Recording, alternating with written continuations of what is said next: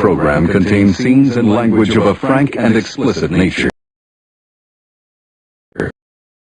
Viewer discretion is advised. In 5, 4, 3, 2, live now. This is Marty Russell. You're listening to Trash Talk Radio, 710, Tuesday night.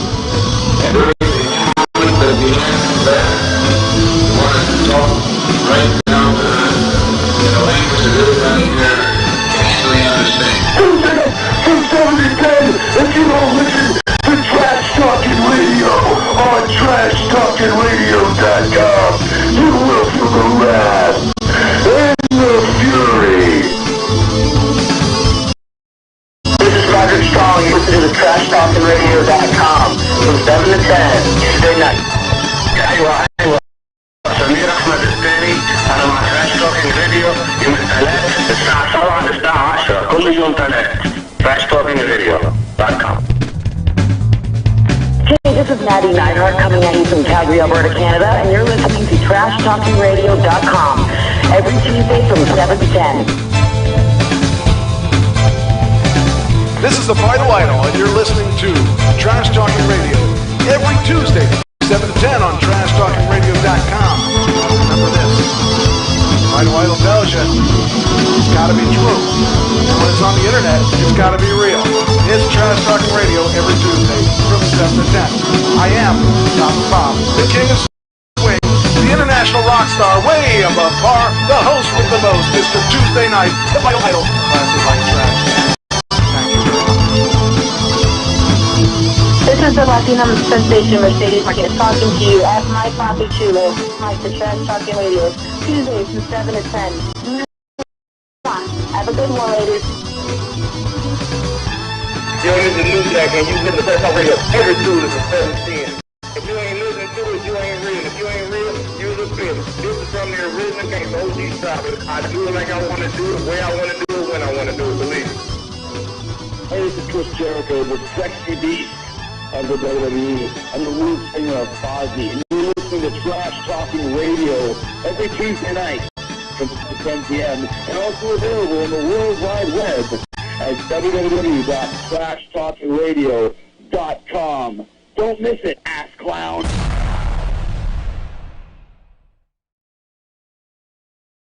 Welcome to the Trash Talking Radio show.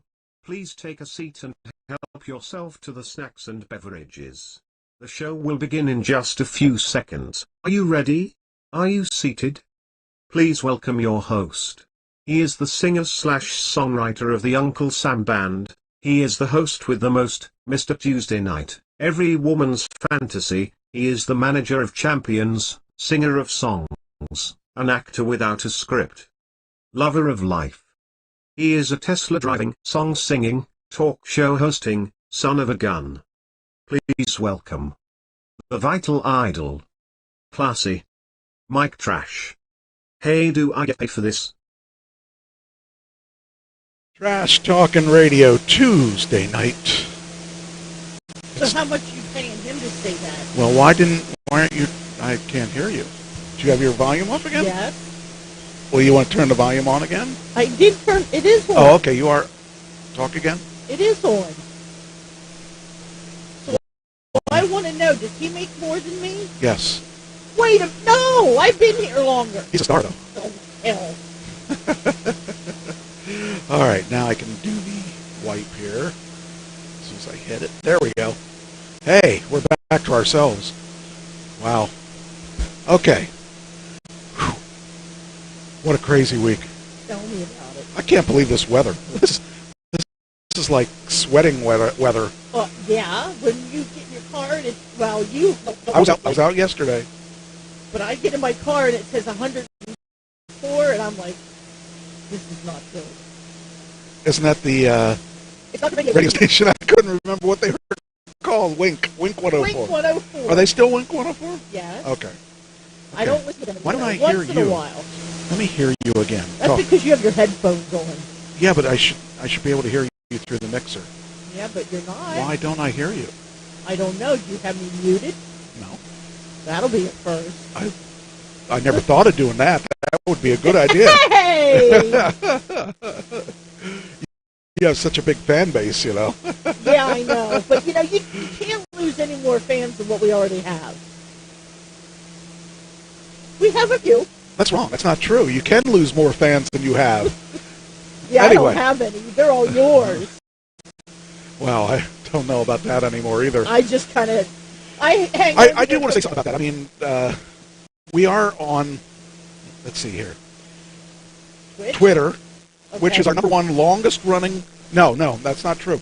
The Mix is our number one longest running, and our second longest running is Twitter. You have Twitch and Twitter. And Periscope would have been also, but they shut Periscope down, so they don't. Right.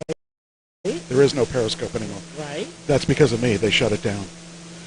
Really? Yep, it was all my fault. Oh, then Twitch is our newest one, and YouTube we've been doing. Maybe we've been doing that as long as Twitch. So, anyway, people that say I don't have any fans don't use Facebook as our measuring stick. I'm still working to work out the bugs through Facebook. Our main audience is the Mix out of Florida, right. And then it's from there. Twitter is our second largest audience, and YouTube, Twitch,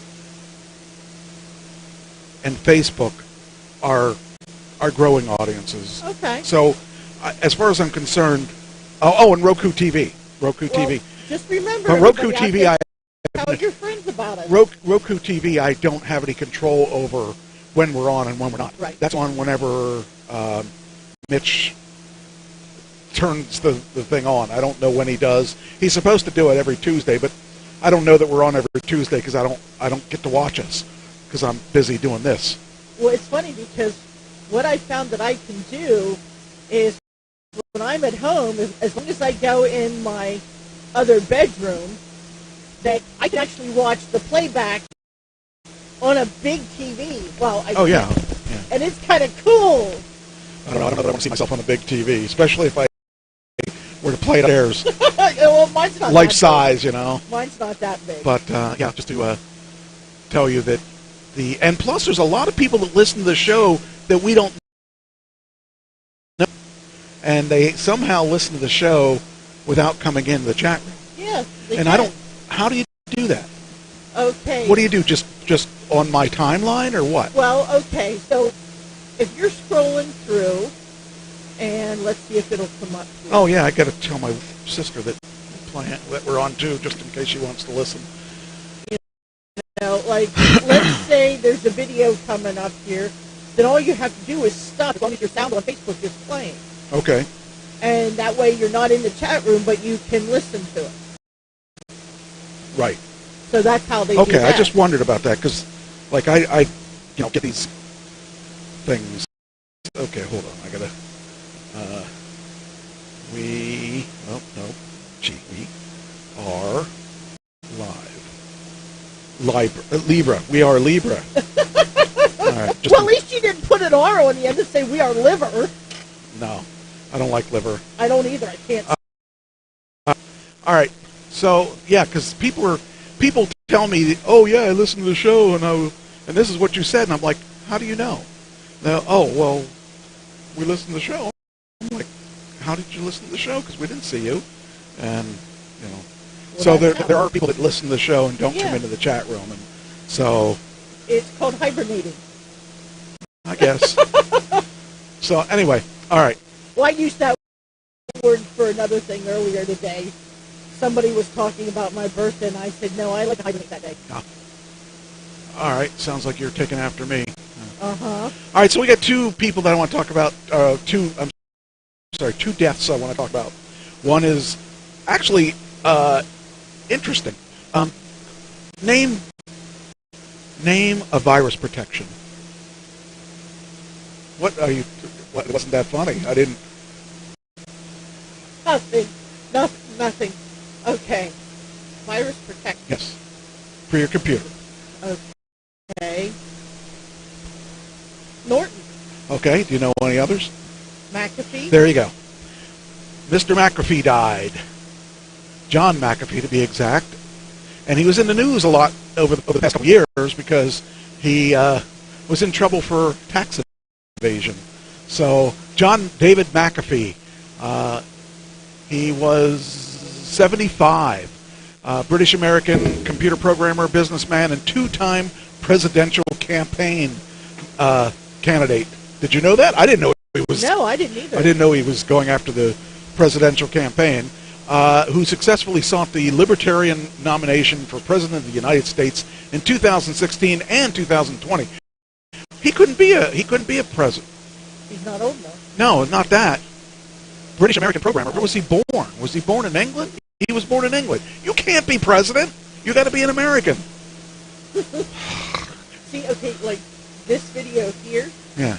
If I would turn my speakers on here and let this play, I would be able to hear that. That's how they listen without being attacked. Cowards. Should come in the chat Yes, room. Ashley, Jason's here. Could you so far What? Who? to reach to hold what? Anyway. All right. Anyway, so let's see here.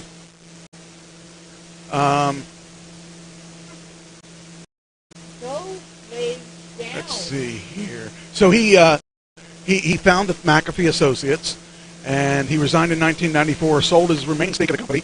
McAfee became the company's most vocal critic in the years, urging customers to uninstall the company's antivirus, which he characterized as bloatware. He disavowed the company's continued use of his name in branding and all that. But his wealth in 2007 was $100 million before his fortunes plummeted in the crisis of 2007 to 2008. After leaving McAfee, he founded the company's Tribal Voice, the makers of Powwow Chat and Quorum X and Future Tense Central, among others, and involved in leadership positions in every key MGT capital investments.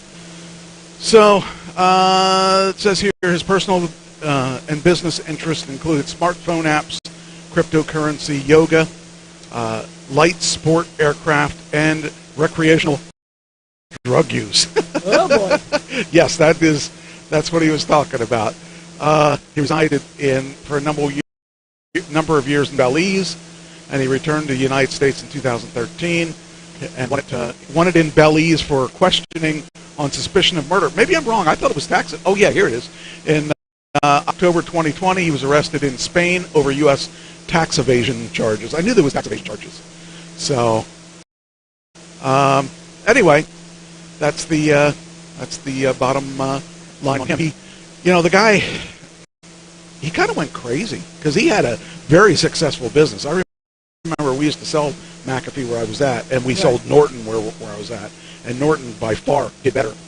I preferred Norton over McAfee, but hey, it's you do what he was pretty trend-setting. So anyway, but he found what balls he used. I thought I had his one ball here. Oh, it's not football season yet. So, oh yeah, roof. Anyway, so he's the one death, and the other death I have is even sadder. It makes me really, really sad. Do you remember Champ? Champ. No. You don't know Champ? I know the bar Champ. Nope. He was really famous. Rocky. Okay. Wrong Champ. Here he is. Major and Champ were the dogs at the White House. Oh. The one Champ just died. He was a German Shepherd, and he was, says here, Joe Biden promised his wife he would purchase a dog after the 2008 presidential election should Barack Obama win the race. Joe Biden taped different pictures of dogs on seats of Biden's campaign plane for him to see. He purchased the dog as a puppy from a breeder in Pennsylvania. His name was Champ, born October 2008. His granddaughters chose, and Champ's name was reminded Biden of advice given to him by his father, who said, anytime you get knocked down, Champ, get up. So, Cool. yeah, but he just died, unfortunately. Aw. So, we had two sad people who have died. I mean, Well, you know what it's like to lose a pet. I know what it's like to watch a pet slowly die, too, and that's the Yeah, sad thing. I do. I remember I was there when Snoopy was. Yeah. That's the first time I had ever seen it. Yeah, it's a rough thing but he's still around and being annoying as he can be. So, but anyway, those are the two that we have that passed away. Movie reviews. The only thing I'm going to talk about is F9. F9 came out this Friday. It's a really, really F9 movie. It's a Fast and Furious movie. But isn't, I think, the new Boss Baby due out this weekend, too? I'm talking about last weekend. Right.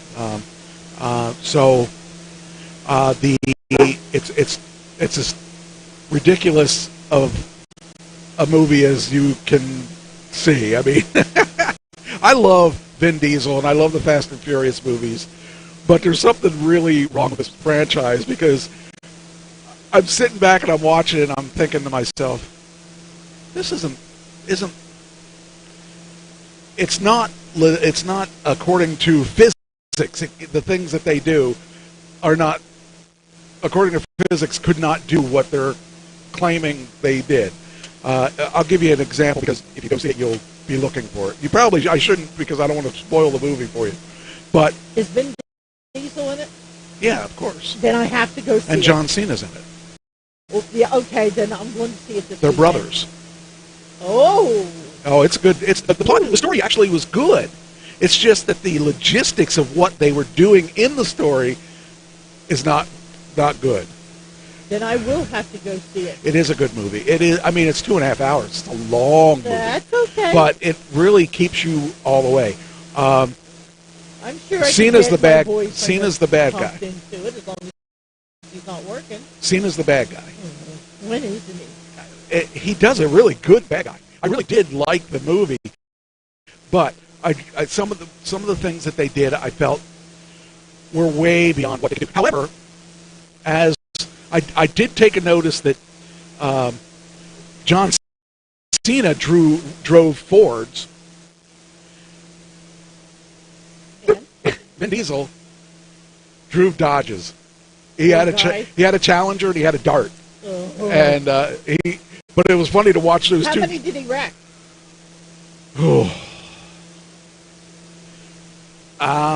There were a bunch. There were a bunch of cars that got destroyed. So if Vin Diesel destroyed his cars, Cena? I'm not going to tell you any more than that. Yeah, you got to see move. it because it really was. It was fun watching the Ford versus the Challenger. I mean, the Ford I'll bet Mustang. you Ford kicked its ass. No, Oh. the Mustang and the Challenger, they went neck and neck a lot of the times. So it was really actually a fun movie. But again, the logistics. I'll give you one of the examples of one of the logistics that is hard to believe. Let's say hard. Okay, so let him back here so I can. He can. I just don't know where. Come here, Bud. Buddy, come on. Buddy, come here. Here, this way. I'm just thinking if he's over here, he might not bark as much. Come on. Bud, come on, Bud. I don't. Come on. Damn it, no. You want a headset? I love you. Get back here. Talking Now you won't bark as much. Yeah, you just want to be part of the show. So, all right. So anyway, one of the logistics, they had this. The bad guys had this box truck, a really big box truck, and it had in it magnets, these giant magnets that they could turn on and off, and they used them to use interference against the communications and all that stuff. Okay. So when they switched the switch, metal things flew up. Which? When they switched the switch, okay. the metal things were attracted to this truck. Okay, I can almost buy that because they did that in Breaking Bad. Okay. So that may be where they got the idea. But then, since the good guys won the truck by beating up the people in the truck, they stole the magnets and put them in their cars. Okay, again, that's okay. I can really buy that to a certain degree because it's a movie. So then they are driving down the road. I know it was like that. It really was. They were driving down the road, and they would flip the switches, and all these things would come towards you. Okay, because it's a magnet. Right. Okay. Again, I can kind of believe that. I can see where they're going with that. Are you trying to go somewhere? Where are you going? Ouch. What are you doing, Buds? Where are you going? You're such a pain. Anyway, so they have these. Where are you? Where's he at? Right here. Okay, so they have these switches in their cars, Okay. and they're on a chase. Okay, so Okay. they have a chase. Now the car is in the lead. Okay, so he's running, and there's a big let's call it a train. It's not really a train, but let's call it a train. They're following him, and they flip the switch. So if you flip the switch in the car, where's the magnet? Where's the thing's going to be drawn to? The car. Well, they flipped the switch, and it was the stuff behind it. Oh. So that was the problem that I had with it, was that it's not realistic in that whole term, with that whole thing. I mean, a lot of that movie isn't realistic, but that, again, it was pretty cool. I liked the movie overall, and just some of the things they really, it's kind of like pro wrestling. You have to turn off your disbelief of reality, and then you'll be okay. So again, I like that movie, and I would probably say, if you're into the Fast and Furious movies, it won't disappoint. Okay. Good. Because it's a lot of action, and a lot of kind of cool action. I kind of like how they did. So, that's my only critique of it that I will give away. I will give away nothing more, but that part there was the part that bothered me the most, was that the magnets, you flip the switch and it goes to the stuff behind you. That doesn't make sense to me. I mean, now if they were flipping a switch and the magnets were on that vehicle, I could see that being plausible. Right. So if MythBusters was going after it, they would have said it's not plausible. Hey, maybe you want to write to them and ask them if they can. They don't do it. They don't do it anymore. They retired. So. Oh, hi, sexy. Well, Michael said hi, sexy. Yes, but he was saying, he was saying Ashley. Oh, he not says you. it to your daughter. That's kind of gross. I mean, Ashley's not gross, but Trust me, I know all about it. I'll bet you do. Oh, shut up. Ow! I didn't know. A little mother-daughter action. I can see that. Are you jealous? Yes, if it's that. I've never done that. Anyway, all right, let's go on to the next thing. So that's the only thing I'm going to say about that. Okay. We'll go to entertainment now. I don't have a lot of entertainment stuff because I got a lot of other stuff to talk about. So I handpicked 2 entertainment articles that I thought were really good. There's okay, you saw Star Wars. You like Star Wars. Star Wars, Star Trek, yes. Yes. No, not Star Wars, Star Trek. Star Wars. I like them both. I'm only talking Star Wars. Okay. Because it's 2 different types. Do you know what the Mandalorian is? The Mandalorian? Yeah. It's on HBO or one of those. Okay. There's a hi, you sexy Mike. Hey, sexy Mike. Anyway. You too. Anyway, so the Mandalorian is a Star Wars spin-off. Oh, okay. 'Cause Okay. I was thinking the part, like Back to the Future, but No. that's just the DeLorean. No, Mandalorian is the name of the show. Okay, Sasha Banks from the WWE is on that show. Oh. Now, she got canceled off that show for some reason. Uh-oh. Do you want to guess what it is? Why? You're not going to guess because I know you're going to think it's something. Because she has some sort of commitment with WWE. No, it's not that. Okay. It has something to do with what's going on in the news now. Okay. All right, let me switch this over to. Hold on. I got to do this here. Okay. Then I got to put us here. Okay. So it does have something to do with what's going on in the news now, and that is she's not vaccinated. Oh. Hey, there's more and more things going on with this vaccination thing, True. and with this new variant out there, everyone's got to be careful. So, according to Epic Stream, Mandalorian Sasha Banks is getting canceled over anti-vax controversy. So, tells you, I mean, yes, it's not against the law like it is in some countries to not get vaccinated, but they have the right to fire you for whatever reason because it's you're an independent contractor. So there's so that is one of the things we're going to see more and more, where we're going to see people that are standing up against their right to not be vaccinated.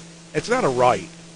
I mean, when I was a little kid, I got vaccinations and had no control over it. Right. We all got our age got vaccinated. Had to go to school. That's right. And actually, that brings up another thing. Some kids want to be vaccinated, and their parents won't let them get vaccinated. So now they're coming up with ways that they can be vaccinated without their parents' permission. So that's, when we were kids, we wanted to get IDs so we could go out and drink. Yeah, they're called fake IDs. Yeah. Well, I never had one. I never did because I didn't drink. My first drink, I think I was in my 40s. So, I mean, I had a drink when I was little, when my dad said, "Oh, you want a beer? Here, drink this." And I drank it. I was like, then that cured my need to have a beer. But, but it comes down to the thing that now kids are trying to be vaccinated and their parents won't let them get vaccinated. So, I don't know. That's one of the things that people are going through now. And it's really bizarre, but it happens. But that's the only thing I really want to. It says Mercedes Varnado, better known as WWE superstar Sasha Banks, made her mainstream acting debut in the second season of The Mandalorian, much to the delight of wrestling diehard fans world over. Her brief stint in the hit series as Kosha Reeves, thanks to creator Jon Favreau. You know who Jon Favreau is. You will know him to see him. You don't know his name probably, but you've seen him in a bunch of things. Okay. He was the limo driver for Iron Man. Oh, okay. So he's a really famous director too. He's done some really, really good work. So anyway, unfortunately, it says, however, the 29-year-old professional wrestler is suffering from the same fate as the Mandalorian co-star Gina Carano went through the year. The multi-time WWE Women's Champion is currently under fire for liking a post that apparently shows support for the heated anti-vaccination debate. So, I guess basically it would be equal to say in the 80s, liking drugs. You can't speak it out. You can do it, but you can't speak it out. That's the kind of situation that she's in. And for better or for worse, she lost an acting gig out of it. So, you got to be careful what you say, to who you say. And yes, you have the right to say whatever you want, but you have to live by the repercussions of whatever you are doing. That is true. What goes around comes around. Right. So that's, I'm sad for her because that was a big break for her to get into a situation like that. And to be in with John Favreau, if he likes you, you're going to go into his other stuff too. Right. So that's kind of sad. But that's the way it is. If you want to be headstrong about your beliefs that, you can not be vaccinated. Yeah, you can not be vaccinated. You can also not be hired. And that's the way it is. Because, the way that the law, I guess Monday, no masks in this state are legal. Right. You can go without a mask anywhere. Right. It was as of Monday. Yes. But according to that same rule, if you are working for someone and they want you to have a mask, you have to wear the mask. That is true. So even though they have won by that, they lose in the long run. Now, the thing that scares me is this new variant that comes out. Now, I read various different things, so I don't know what's true and what isn't, but that's a whole other debate I don't really want to get into. I know the people that are anti-vaccinated, you could show them statistics, you could show them everything, you're not going to change their mind. That's true. So I want to get into the debate. So I'm just glad I'm vaccinated. I am too. And you're glad I'm vaccinated? Yes, and I'm glad I'm vaccinated too, because I can be comfortable now going out. Yeah, me too. I mean, I feel great when I go out, and I don't have to worry about whether But the thing is that with this new variant, who knows what's going to happen with this new variant? That scares me a little bit. I mean, I still have my masks with me. Me too. And if somebody says, hey, do you mind putting one on? Right. I don't have a problem with it. Right, same here. And I had people come up to me and ask me. Let me repeat that. Let me revise that. I don't mind anybody telling me, could you please put on your mask? And I can go, hey, why isn't, it's not running. Oh, hold on. I don't know why it's not running, because I hit it to start. Oh, that's the mix is not running. Hold on. I got to do this again. I'm not going to do the whole story thing again. Right. Trash Talk Radio Tuesday night. It's the best night of the week. And welcome the mix. Finally. We're the mix. The mix has come back. I think to we've. Trash Talking I gotta Radio. think. I have one of the longest running shows on there, but I gotta really look before I say that, because they've had a lot of good long shows. So, yeah, I can't believe I took 40 minutes to realize that it didn't string. Okay. Anyway, back to all right. So the other thing. This is so weird. Of all the things, think back to. Do you remember when Charlie Sheen went crazy with the tiger blood and all that stuff? Yeah. And they didn't put him away or anything. I mean, he just continued doing whatever he did and was high on drugs and did all kinds of crazy stuff. But he never was touched. He never was. And I don't know how messed up he really was. I don't know if that was all a gimmick or if he was really that messed up. However, there's something out there that this is annoying me a bit about. Okay. Are you familiar with Britney Spears' issue? I knew there was something, but I don't know what it was. All right, that's when I'm at work, okay. I don't have time to well, read let's other talk things. about what Britney Spears' issue is. Okay. Her dad, who is a piece of crap, first off. Okay. Wasn't he her manager? That's exactly he is. He's getting paid a lot of money. Okay. To take care of her affairs. He's trying to get her institutionalized. Oh, geez. Because of the fact that she shaved her head and was out in the streets and doing the stuff. And he's in control of her money. She gets, this is no lie, like what was it? $1,200 a week? Wow. And he gets $60,000 of her money. Now, he's trying to get her institutionalized. She has an internship out in Vegas, so she's making tons of money out there, and he's trying to put her away. Now, she has $60 million that she can't touch because he is a conservatorship. This is so weird to think about, that this woman can't touch her millions of dollars because of him. Oh, it's really weird. So there's a conservatorship battle going on, and it says here on Thursday, the singer took to Instagram to apologize to fans for presenting her life as a fairy tale. Now, this is the funny part. Her dad's name is Jamie. Her sister is Jamie. Her sister is Jamie. Her mother is Lynn. Her sister is Jamie Lynn. Oh. But I mean, that's just one of the weird things about things going on. But I mean, this is such a weird story because what? Now I brought up. Why is this over here? I can't touch it. It's over here. I can't touch the. Why is? Oh, there we go. Touch this. Whew, tell me about it. Anyway, so he is real. He's had his problems with her, and she's had her problems with him. But she, unfortunately, did not. All right, are you going to let me have it?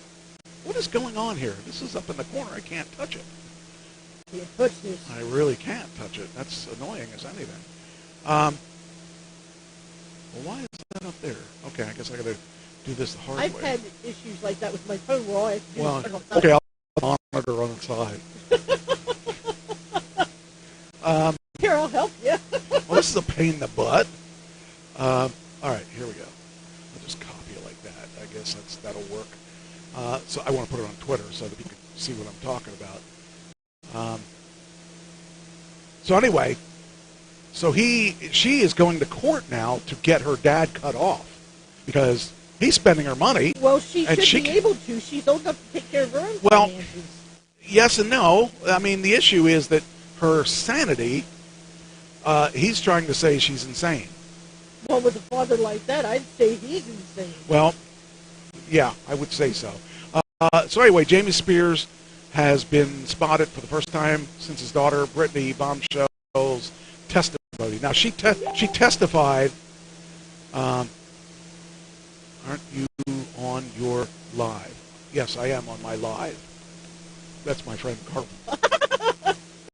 That's your buddy. I will say yes. You should be watching. I guess I could send them the link. You know, I gotta look for it. It's let's see here. How do we get this? Go to your home page. And I refuse to be second. I got you on that one. Yeah, but you're the male division. I'm the female division. Why am I two here? Did I start right there. Did I start twice? No, it does this all the time. Does it? Okay. Yeah. Go to your home page. And I refuse to be. Now, do you hear it in the headset? Second. Hear it? You can hear the screen in your headset. Well, yeah. That's how you listen to it without being in the chat room. Oh, yeah, I couldn't. I didn't know.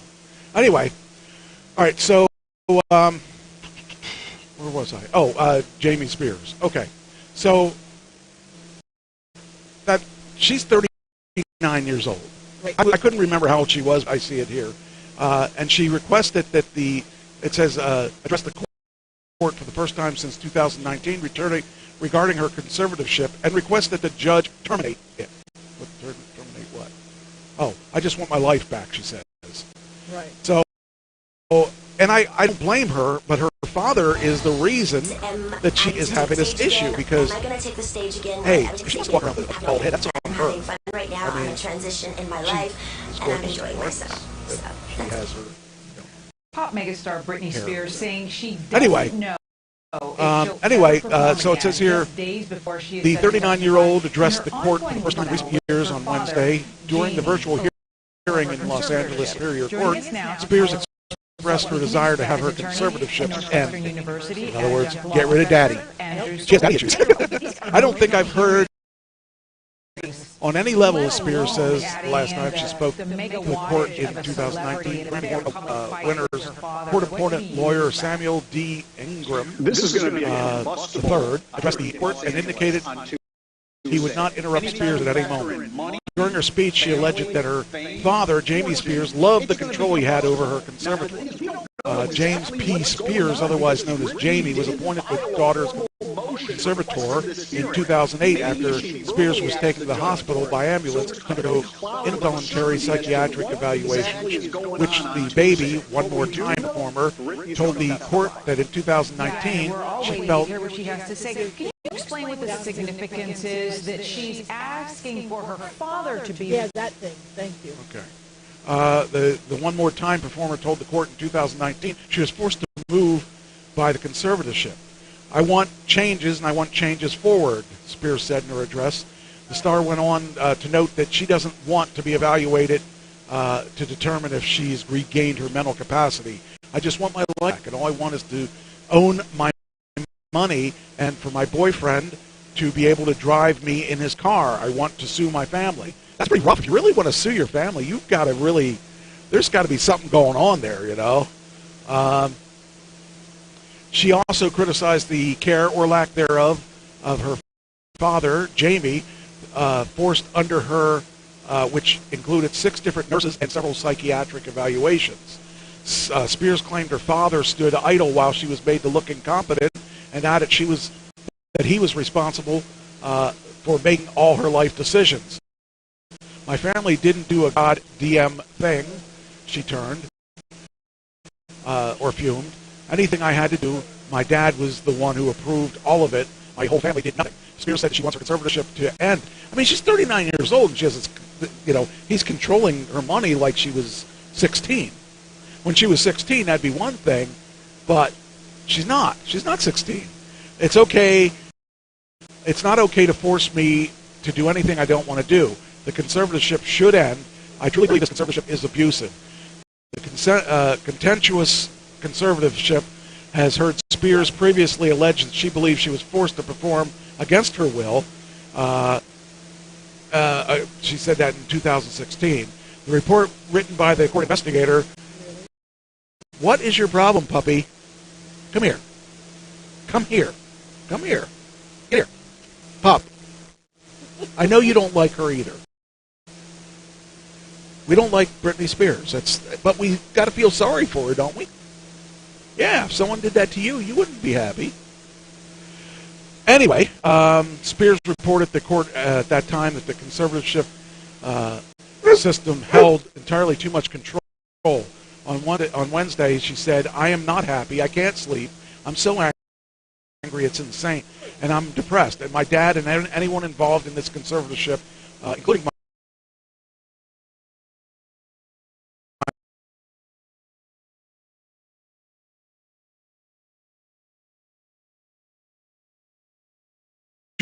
imagine someone forcing you. But yet her sister's allowed to pop out all these kids. Yeah. Yeah. She says she wants to be able to get married and have a baby. Hey, knock it off. Yes, you. I know what you want. You want to eat and eat and eat until you blow up. I don't have enough food to make you blow up. Anyway, so you think about it, at 39, she should be able to take care of herself. She should be able to hire someone to take care of her money and tell her dad to go away. So, you know, I feel bad for her. And it's funny when you think about the fact that she worked this hard to get this money and she can't even touch it.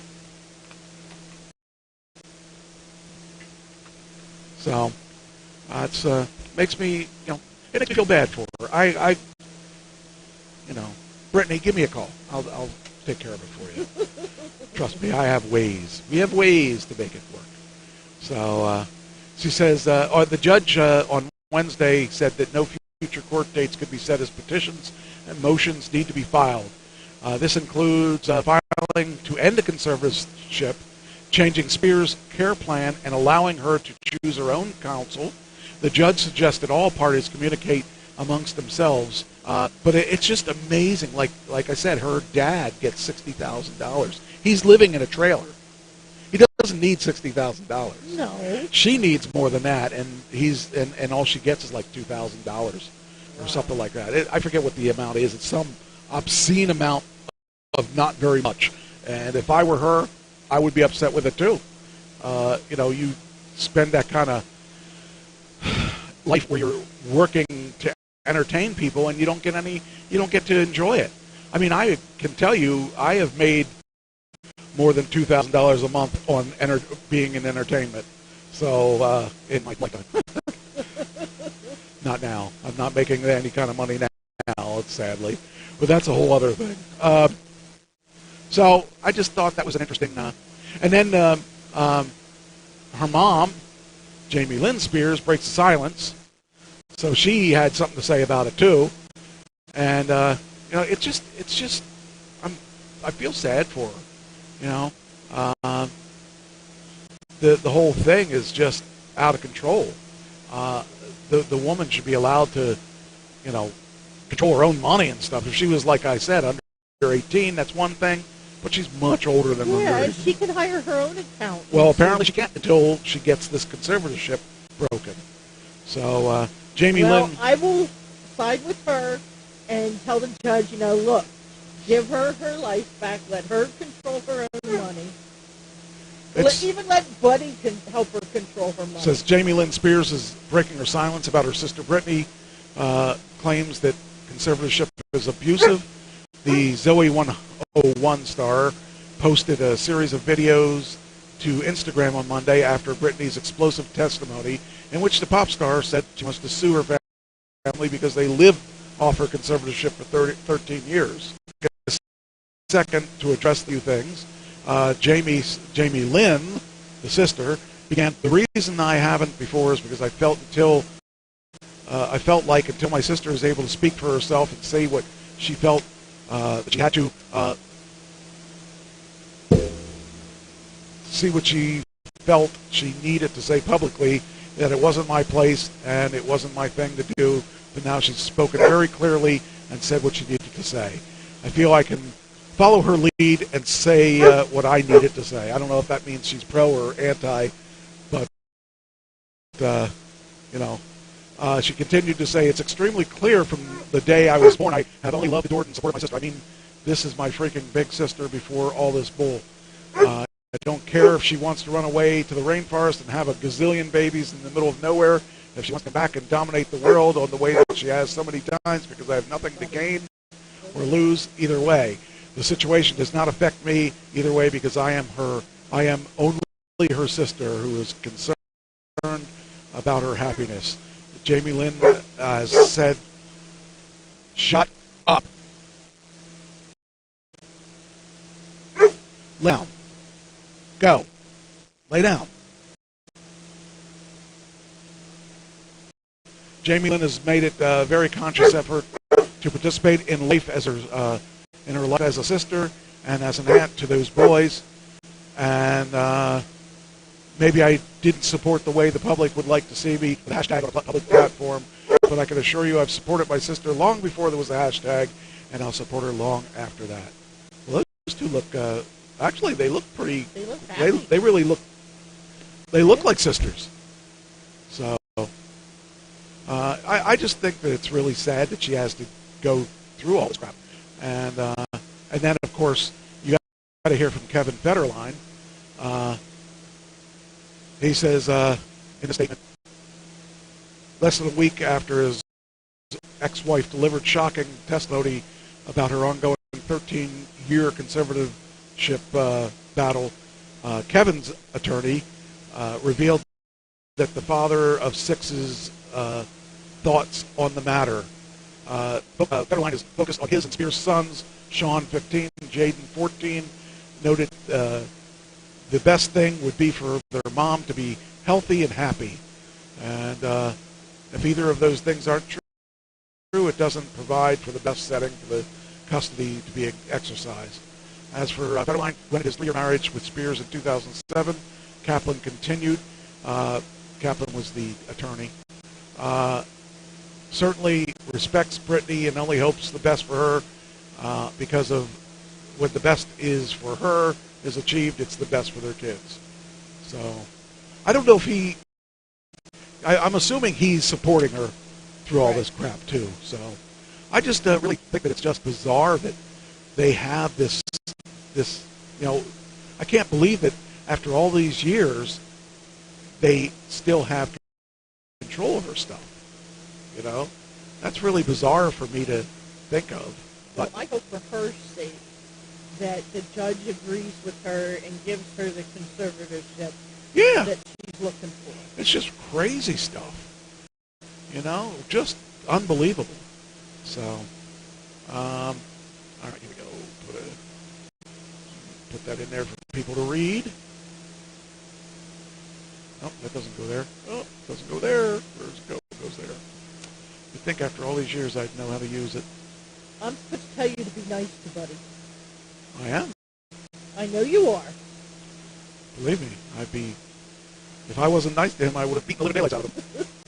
No, I could have never done that, but Well, he's just, he's part of the co-hosting team here.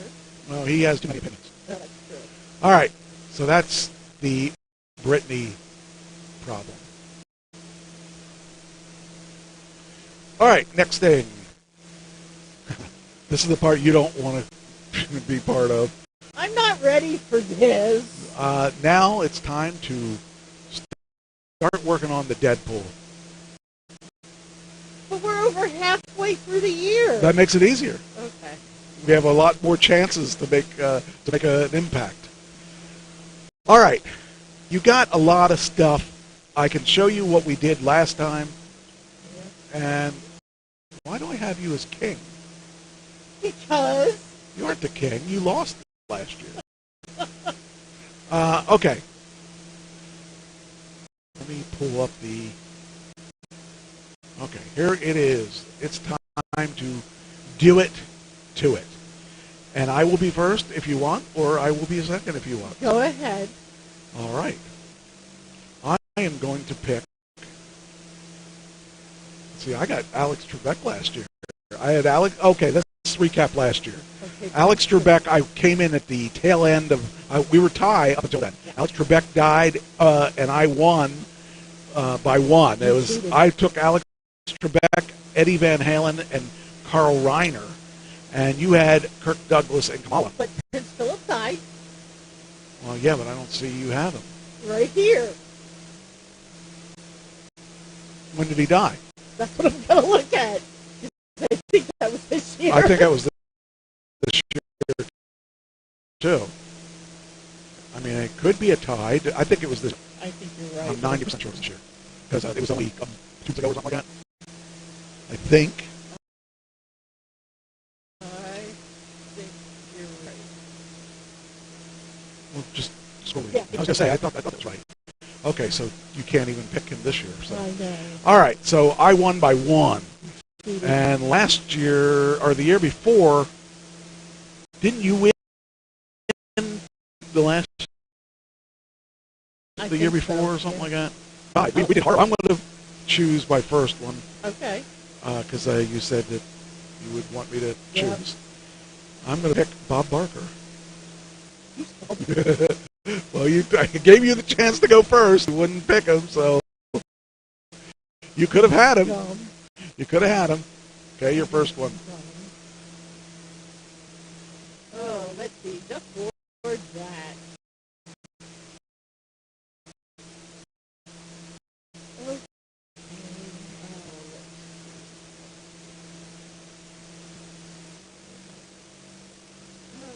I'm going to say...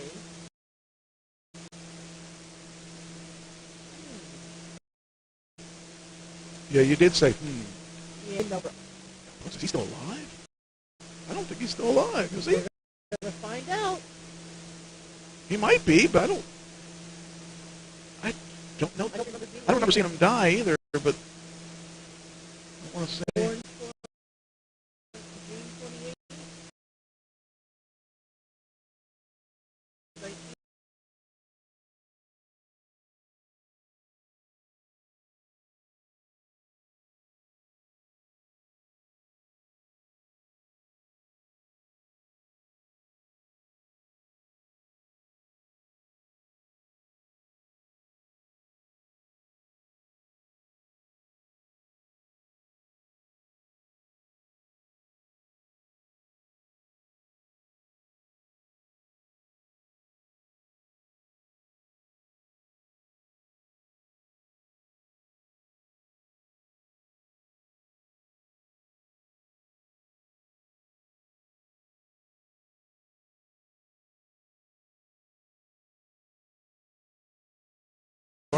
I will pick.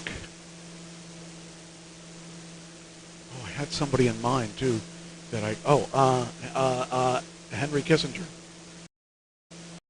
You cheated again.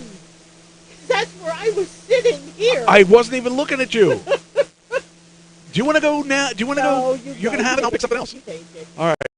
Go ahead. Now I have to go back and figure out who was going to be my next. That's okay. I don't have anybody yet. Okay, I know who I'm going to pick next. Okay. Oh, yeah. I'm going to say Larry King. Okay, but you can't. Isn't he? I don't know. I don't think so. I thought he died. I thought he died like this year. Maybe I'm wrong. He wouldn't like it that I think he's dead. If he's alive. Are you going to pick him or are you going to guess? Boy, that is taking a long time. Larry King. Oh, yeah. I thought so. He died this year. Damn it. Yeah. You have to pick somebody else. Okay. So let me go to this other one. Okay, let's do Angela Lansbury. Somebody had him before. You did. I did. Take my stuff, aren't you? All right. Heard about her play there, Michael. Hey, I'm going first because you didn't want me, or you didn't want to go first. I'm going to take Betty White again. So I'm going to say with Michael J. Fox. And if you take my next one, you're going to get hurt.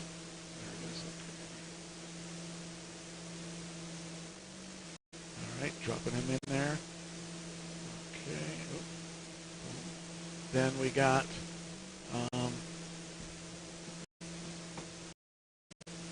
I'm going to take. Oh, I know who I wanted. Don't do it. You wouldn't. You didn't. You know, this one's not been on the list before. Okay.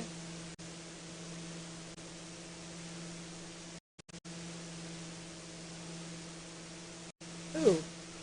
Joe Biden. Oh, they killed him. I'm not killing anybody. First off, don't even start. You're going to kill somebody. That's not at all true. You should play that game. Nope. Not when you're talking about the president. You do not play that game. And believe me, I'm doing it with reservations because if anything happens to him, I don't want anybody blaming me. I told you. This is why I didn't like this. Okay, your turn. Clint Eastwood. Yeah, he's still alive. Yeah. I remember one year you thought he was dead, last year or the year before, because you were like, oh, he's dead. That's going to be a hard one when it goes, right. when he does go. I'm going to pick Jimmy Carter. I think I'll have all the president's men up here. Then we won't have peanut butter in here. No, I'm just thinking he's 97 now. Could be. He is.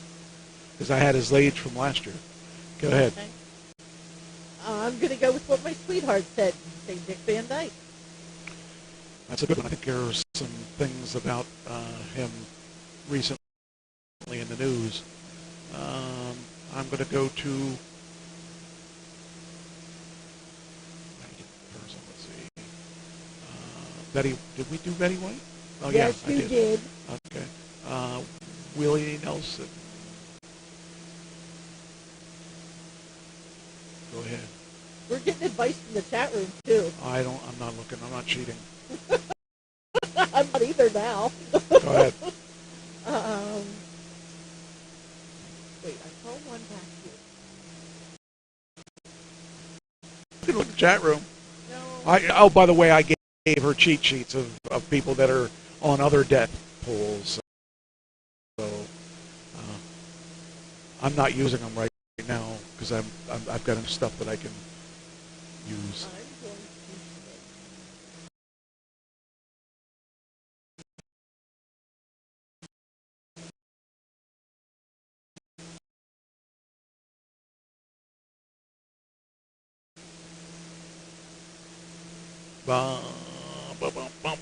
Pat Robertson it is. Okay, and I am going to go with,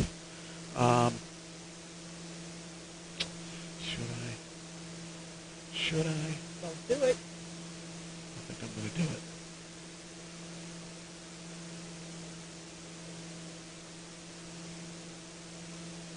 were you going to do? Bill Cosby. I had him last year. I wanted him again. Go ahead.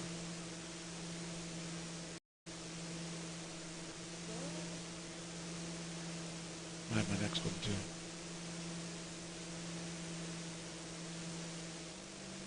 Is he still alive? Who? Mikhail Gorbachev. Oh, jeez. I don't have a clue. Oh, looks like Ashley is right along my thinking. She's helping me. Yeah, well. I'm going to say Ozzy Osbourne. Okay. Well, I checked on that other one. I will tell you this. I saw that Ozzy special they had on A&E.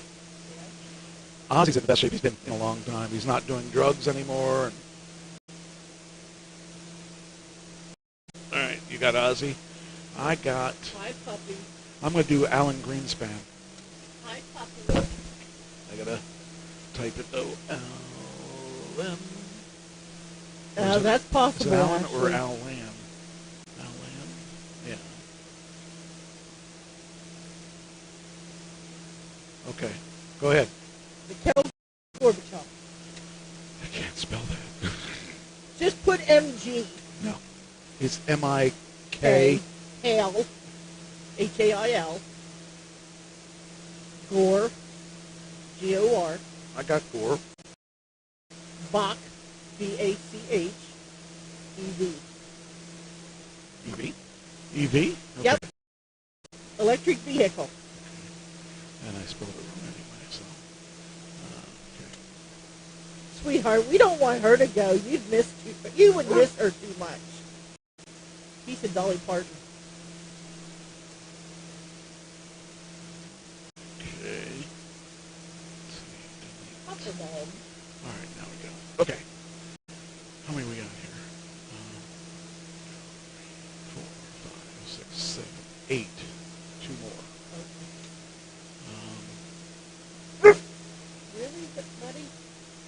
I'm going to go with...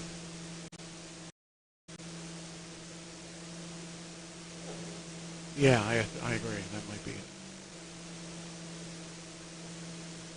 The, Michael Douglas's father is dead. Kurt, yeah. He died, right? Okay. Yeah. That one I do remember. Roof.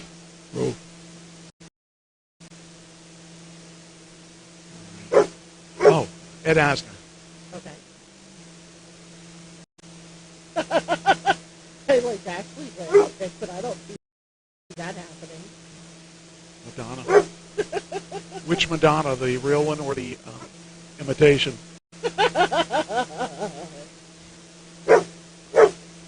Buddy. Knock it off. I like it when you were quiet. Yeah, I do too. No, I was talking about you. I'm going to take Quincy Jones. Quincy Jones? What's he, how old is he?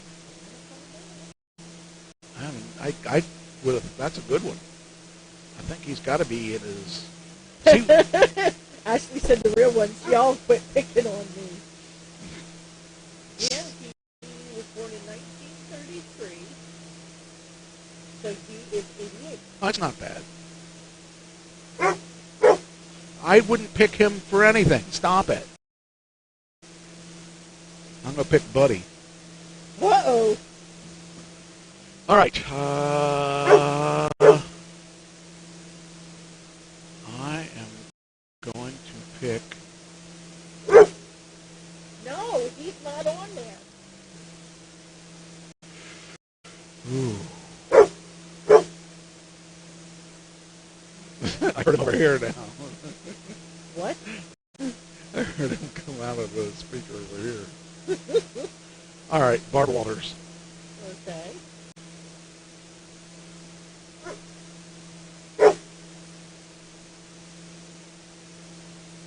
All right, go ahead. Scotty Hamilton. Oh, I forgot about him. He has brain cancer.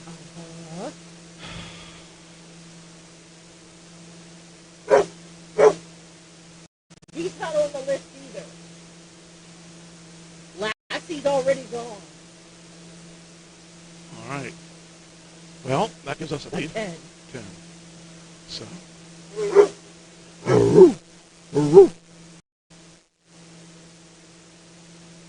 All right. That gives us something to go on here. Where's your football? Where's your football?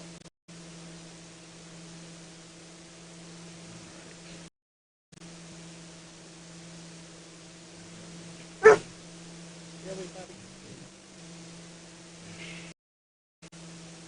Where's your football? All right. That's our official stuff. Those aren't as good as what I'd hoped. I'd hoped I'd come up with some new ones, but I didn't really look at the stuff I sent you. So I gave you an advantage. I was going through all of them, and there's repeats on all the lists. Well, yeah, but that's because they haven't died yet. They keep staying alive. So, stay alive. Stay alive. Really? Come here. Come here. What? Come on. Come here. Come here. Why are you being a pest? You don't have to be a pest. Hi, Dawn. Miss you, You girl. don't need to be a pest. Don't need to be a pest. Dawn's in the cabin. Hi, Dawn. Ooh. Oh, okay. All right. So that ties that up. We're good. We don't have to worry about any others unless we decide to do more at another given time. So, all right. See, okay, I didn't put that in that list. Okay, so that's on the main show. Okay. Bud, stop.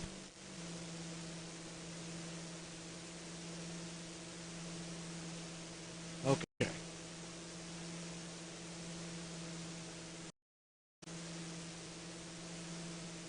All right. Let's see. Knock it off.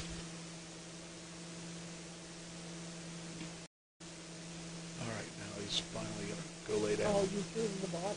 No. I didn't throw him anything. All right. The biggest news of the week, I would say,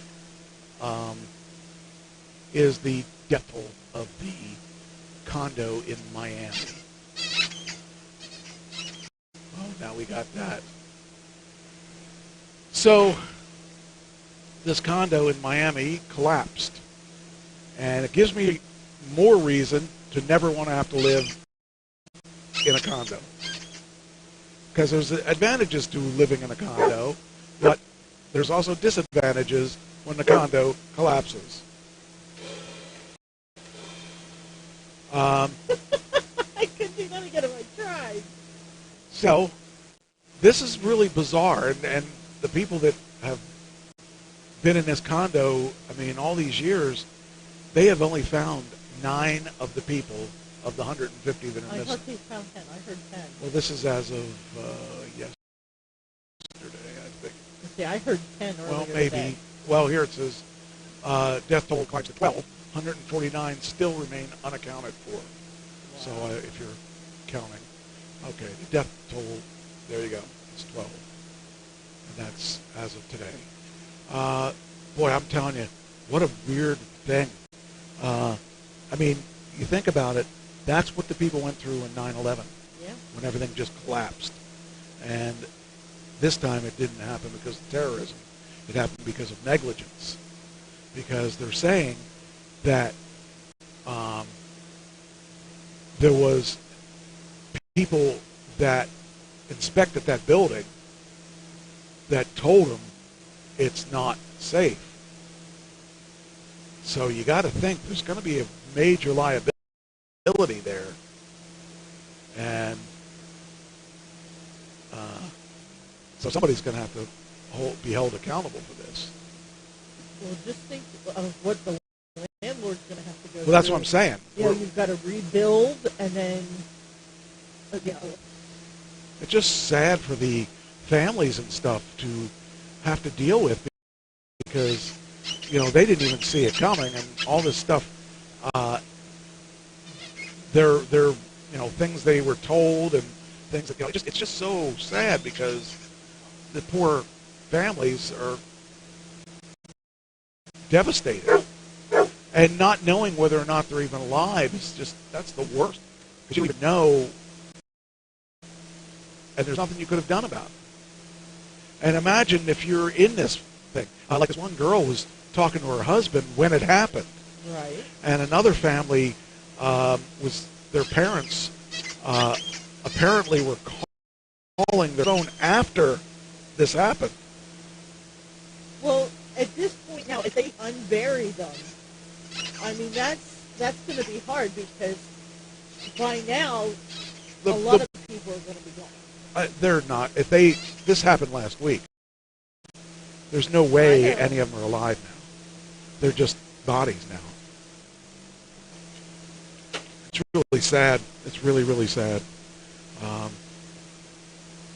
Says at least 12 people have died. 149 remain unaccounted for as of Tuesday evening.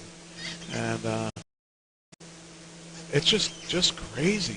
Here's the article that talks about I heard the loudest thunder ever, and they talk about here is the collapse for this person, and this guy's a survivor, one of the few that survived. This building was, it went down to really 30 feet. There was only 30 feet of it left, and it was... That almost reminds me of the one here in Harrisburg that went down, that they're just now starting to do something with. Just nuts. It just, I can't even imagine what these people were going through. At least it was quick. Here you go. New images purportedly show damage before the building collapsed. And these are the images of says here, these images from a commercial pool contractor were obtained by the Miami Herald, purportedly showed cracked concrete, exposed rebar, and wet floor in the Champlain Tower South pool equipment room about 36 hours before the property partially collapsed last week. And it says here, Maxwell Marsus, I don't know how to pronounce his last name. No, Marcucci, of the public relations firm Levick, who's acting spokesman for the Champlain Tower South Condo Association, said the release of the images that the board retained experts and trusted experts, and at no time they were told they were in imminent threat of danger or collapse. If there was an issue, there were proper channels that could, you can say that all you want, but I can guarantee you there's going to be lawsuits. Yeah. And Biden, of course, told reporters this morning that he may visit the Surfside collapse as early as Thursday. So, of course, Miami Beach cancels July 4th celebration. Don't say that too loud, because people will be showing up at the doors. In my Florida apartment down at the Surfside Apartments. Yeah, that's it. Anyway, it's just so sad. I mean, they're digging through all this rubble, and it's just sad. I mean, how many people? The nice thing about most of the people. This is a mini 9/11. That's what you're saying. I know, I heard it somewhere. No, I have my headphones on. I can't hear you. I said it. So that's... What? That's, but it's really sad because I mean, the nice thing is most of them probably died instantly. But anybody that really didn't die quickly, I feel worse for them because, I mean, think of the terror of being covered by all that stuff, but I don't think they'll find anybody alive at this point. Oh, look, it resembles a Trade Center. I mean, they didn't suffer, let's put it that way. Or probably not. I hope they didn't. I hope that it was just done. And, I mean, all those families, additional bodies identified, just sad. There's really nothing good's going to come out of that. But I don't know. But the thing is, the 2 days before the condo collapse, they took pictures and all that stuff. that's going to be used against this company, because if this company knew that things were bad, they're going to get hammered with it. Oh, yeah. And they're already putting a class action suit together. So, anyway, I don't want to spend too much time on that because, I mean, for the most part, I don't want to reiterate what I've said, but it just is sad. That's one of our audiences is down in that area. So that's 149 people that won't be listening to the show. Well, they might be listening to it through the big radio in the sky. If they have cable. Well, 10-year-old dies from gunshot wound to the head while playing home alone with his sister. Put your guns away. This is really not that hard. I mean, really, everybody should know you don't leave your guns where your kids can find them. And it just makes me sad about this, because this is, I mean, this is something. First off, I don't know why the 10-year-old was with his sister alone, home alone. So that's one thing. It says the 10-year-old has died after a self-inflicted gunshot wound to the head after he found the gun while he and his sister were playing home alone. The incident occurred at 6 p.m. Saturday, the 26th, in Tioga, Nicetown area of Philadelphia. The 10-year-old boy, along with his 8-year-old sister, were home alone. Reportedly discovered a gun that was in a cabinet. Supposedly, the gun was inside. Why was the cabinet locked? Well, supposedly, the gun was inside a cabinet that the children located, and at some point, the child discharged the weapon into his own head. We're looking into how the gun got on the location and who the owner of the gun is. The boy's sister immediately ran to the neighbor's house, and witnesses said the boy was rushed to the hospital, but eventually pronounced dead. It's just really sad. You know, there's no reason. If you have a gun, your kids should not ever find that. And it should be locked in not a gun cabinet. It should be locked in a gun box. Gun safe. Yeah. So, to me, that's...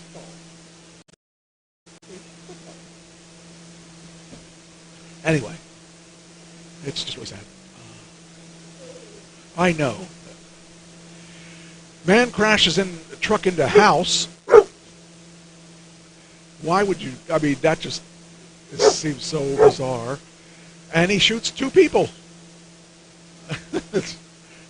you just think that just doesn't happen except in the movies. No, but apparently it happens in real life. It does happen. Let's see here. What? Oh, that's great. I have no... why do we have a small picture? An investigation is underway after a gunman drove a truck into a home and shot 2 people in Massachusetts. Oh. Okay, where's it at? I can't... Where is it? I don't even see my cursor. Where's my cursor? Down in the lower left corner. Oh, there it is. All right. Well, why isn't this any bigger? Oh. That should have got bigger. It's not about the size, it's how you use it. I understand that. And you... He's right. You Bud. are a pesky dog. Bud. Shh. Shut up. Shut up. Enough. Go lay down. Go lay down. Now. Go lay down. Does he listen? Is he listening? Thinking about it. Go lay down. Puppy. Go lay down. All right. Huh. All right. Can you do that all the time? No. That doesn't usually happen. Nathan Allen, 28, allegedly rammed a stolen box truck into an empty house.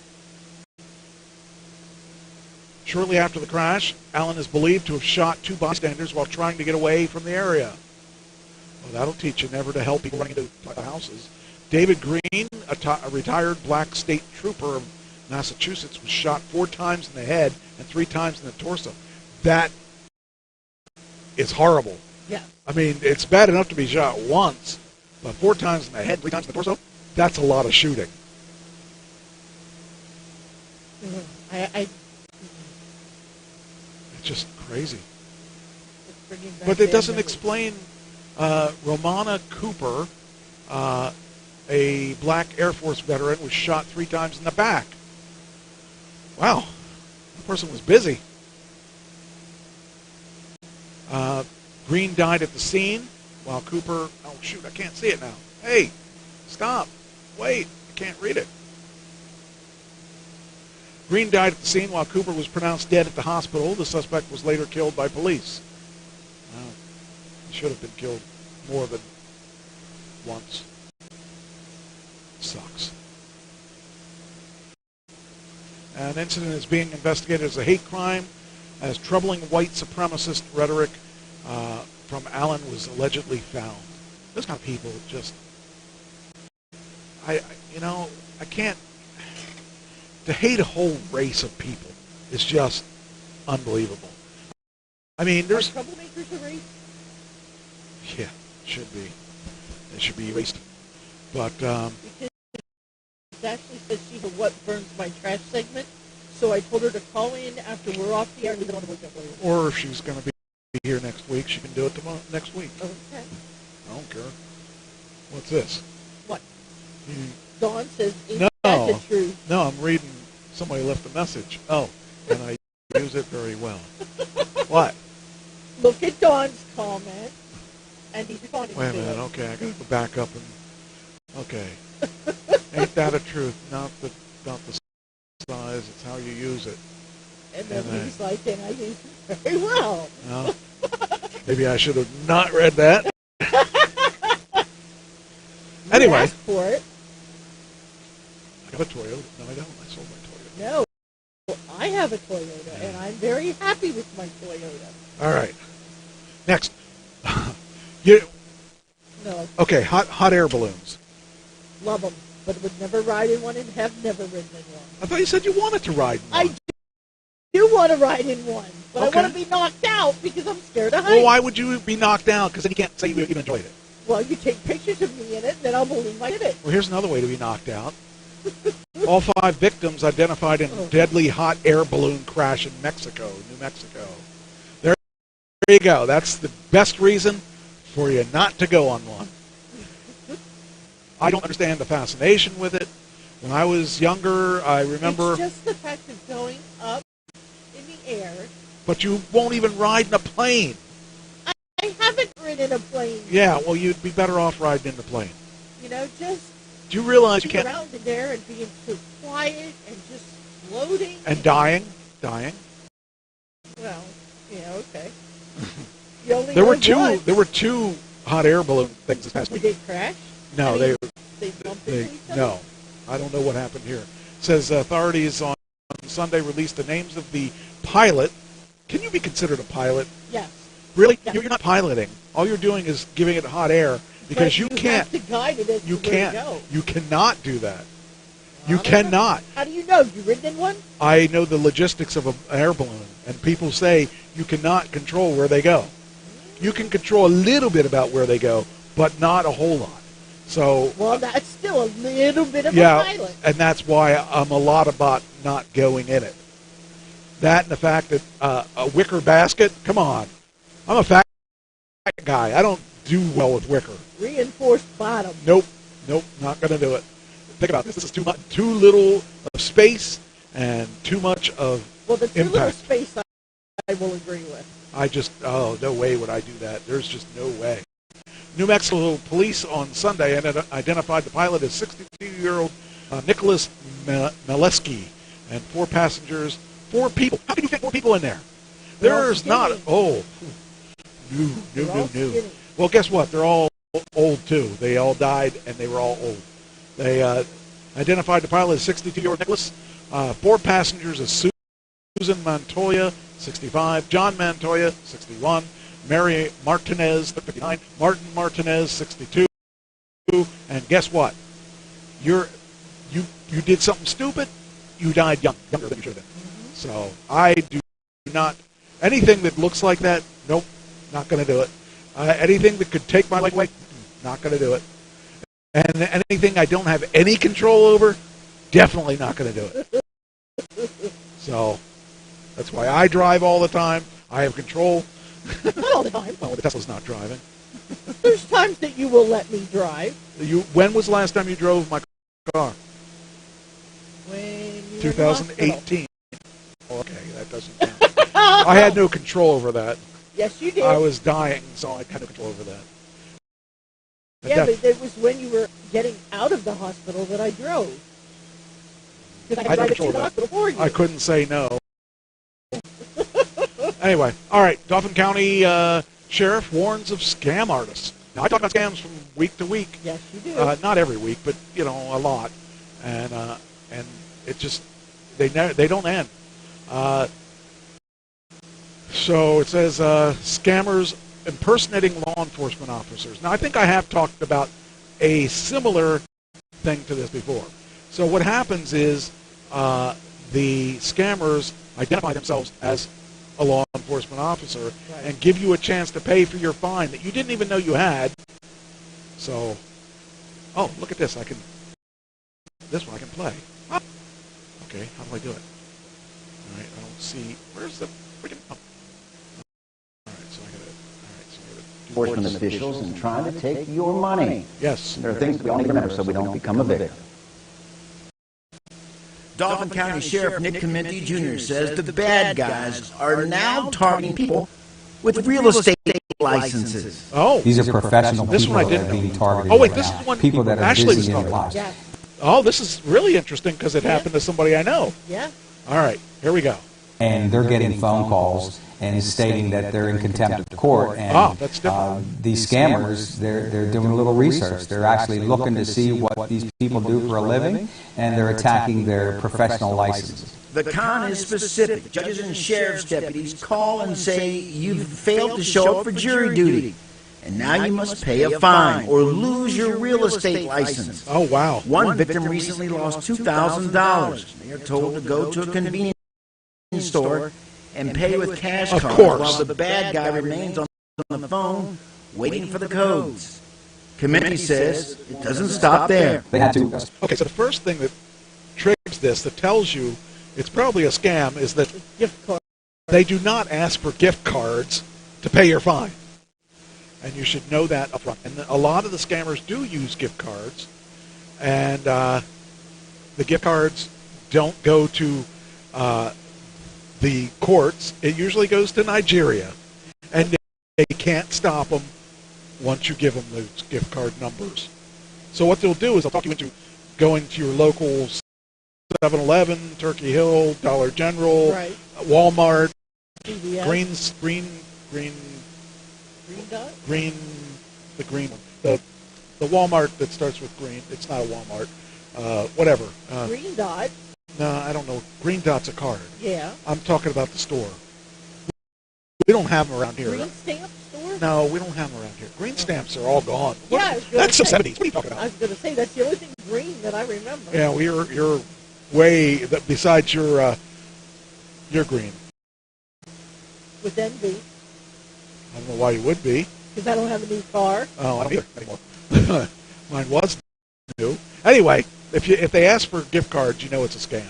Speak with his supervisor that there was federal charges now against her, and he ended up transferring her to his captain, and the captain got on the phone and apologized and said, "I'm sorry, you understand that there's more charges, there's federal charges, and that you need to pay 2 more payments of $450. The sheriff says the scammers have been stealing money from people with various licenses, and he says they continue to catch victims off guard. We never ask for money from anyone regarding charges or a warrant for their arrest or anything like that. We would never ask for money over the phone. And that's how these people get scammed. And, that's so important that people need to remember law enforcement, the IRS, they don't call people asking them for money. So please keep that in mind. So remember I've gotten a lot of calls lately like that, but I just let them go to the voicemail. Right. And then because my voicemail transcribes them, as soon as I see something like that, I get to delete. I mean, a lot of the time it's tax time when they do it too. they tell you that you didn't, that you missed paying taxes or something, and they also will take and say they'll call you and say this is immigration, or the one about the car in Texas they found with your name on the registration. My gosh, I still can't believe that. And people always fall for it because it sounds convincing. However, a lot of the times they don't even speak very good English, and that's a tip-off.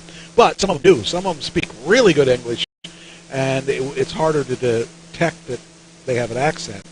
And well, I was going to say, just recently, I think it was over the weekend, my boyfriend got a call. Now, he's looking for a place of his own, okay? And so somebody called him, and the guy says, well, I want to talk to you about a house. And so he's like, okay, can you tell me about it? Well, what it sounded like was the guy was trying to get information on where my boyfriend currently lives. Oh, yeah. And my boyfriend was like, no. He says, you tell me about what you have, and we'll talk. And once it's like we hit a dead area, and whoop, that we lost the call. It's funny. And these people will stop at nothing because the belief is that if you live in the United States, you have tons of money. You have so much money you don't know what to do with it, because that's the belief that they give that people believe of other countries believe that this is the wealthiest country in the world, and that everybody has money, and they don't care if you're 5 or 55 or 100. They're going to take as much money of yours as they can get their hands on. And a lot of the scams, they'll supposedly, like the Norton scam, for instance, which the guy I really enjoyed listening to the show Kit Boga, because he does it every day, and he talks to so many scammers. He tells them that he got an email saying that his renewal for his Norton automatically renewed, and if you don't want it, you have to call in and have it canceled. And they target older people, and what happens is they'll go to they'll target the older people because the older people don't know any better, and they'll tell them we charge $4.99 or whatever the number is. Sometimes it's $4.99, $2.99, $3.99, and if you don't want it, you got to fill out their form, quote unquote, and then you accidentally, instead of put $4.99, you put $4,999. Wow. You only put $4.99, but they change it to, because they get on, if they get on your computer with you, you're using PC Anywhere or one of those types of programs, they can control your PC. So, goodbye, Dawn. By dawn's early light. Oh, gee. But they do these things where they'll change it, and then they'll send, quote unquote, this money to your account. They'll have you log into your account, and while they're distracting you, they edit the HTML of that page to make it look like they sent you money, and they never sent you any money. So it looks like they'll take money. They'll maybe take money out of your savings account. They'll put, say, $4,000 if you had $4,000. Many of us don't. In your savings account, they'll put it into your checking account, so it looks like you got $4,000. And they'll tell you why. Oh, there's a mistake. You got to send us our money back as soon as you can. And they'll try to get you to do gift cards for that amount. Ashley also said that they do Emerald cards. Emerald card. And I've never heard of those. They do the dot card that you're talking about too, the green dot one. Yeah. So it does happen that they do send these things out. And unfortunately, there's nothing that you can do once you give them that card. You can't take it back. Right. So it's a horrible thing. But anyway, just be warned, and if you haven't. That's why I'm skeptical on everything. I am too. I really am, because it's just they don't care about anything except that money, and I've heard them beg saying, I need money, I just don't have any money. When they can't get them to give money, they start begging for money. I've heard of that. And most of the time, they're from India. Most of them. I've heard of that. I know of someone who has a person that contacts him saying, what happened? Why won't you send me this? Right. Yeah. You know, or send me a picture of your card that I need to have it so it won't bother you. Yep. Yeah, and it's like, nope, we're not doing it, you know, because all they'd have to do is get into your account and you're done and mess it up. It's nope, I won't do it. It's scary. Those people have been, they do it on a regular basis, and they don't have any conscience. And then there are those people that really, truly are asking for help, and they, you know, everybody's so skeptical. Well, I mean, it's you like only do what you can afford to lose. It's like another scam which the guys have to be careful of, and I'm sure the women, there's a reverse scam to match it. Like I get these young girls, probably 18 to 24, that want to be my friend, and I usually approve everybody. Now I read their profiles before I approve everybody, because if I read that the account just was started, okay, this is 2021. If you don't have a Facebook by 2021, there's something wrong. The only reason Ken does this because you did it. Well, he has one though. Yeah, that's true. But anyway, you know, if they don't have anything in their profile, I don't approve them. It could be a hack to somebody And else. that's the other thing. Nancy's Pam's her father and her stepmom are constantly being hacked. I don't know how many times I've been asked to approve one of them, and I've approved them, and then they come up and they talk to me as if they don't know who I am, or as if they don't realize that Pam was my wife, and so I know that it's not them. Well, look at what happened right before the show tonight. I was talking to somebody through Facebook dating. It's, you know. Were you? I don't know. Yeah, because my... Wait, why are you doing that? How come you have a boyfriend, don't you? Yes. It What, like... Would you listen and I'll tell you? What, 15 guys aren't enough now? What do you want, one for every day of the month? No, one for every day of the week. Okay. But no, his original account was hacked, okay? And he tried to have the password changed, and that didn't work out, so he created a new one. I've been hacked. That's what he says. Yeah, he's been hatched. Yeah, he's been hatched. Oh, yeah, hatched. Okay. What had happened was whoever has this account, they were talking to me like they knew me. Right. They were calling me, you know, sweetheart and all this. And I was like, I know this isn't him because of the way it's typed. And I also knew that he was at work when all this was going on. And I said, well, I know it's not you. And he goes, well, why do you say that, baby? He says, I changed my phone number. I got voicemail. He says, I'll call you on WhatsApp. And I'm like, okay, I know Michael doesn't use that. So I said, I don't know who you are, but if you are Michael, what is my nickname? Because there's only two names that he calls me. I know both of them. Tramp and... Really?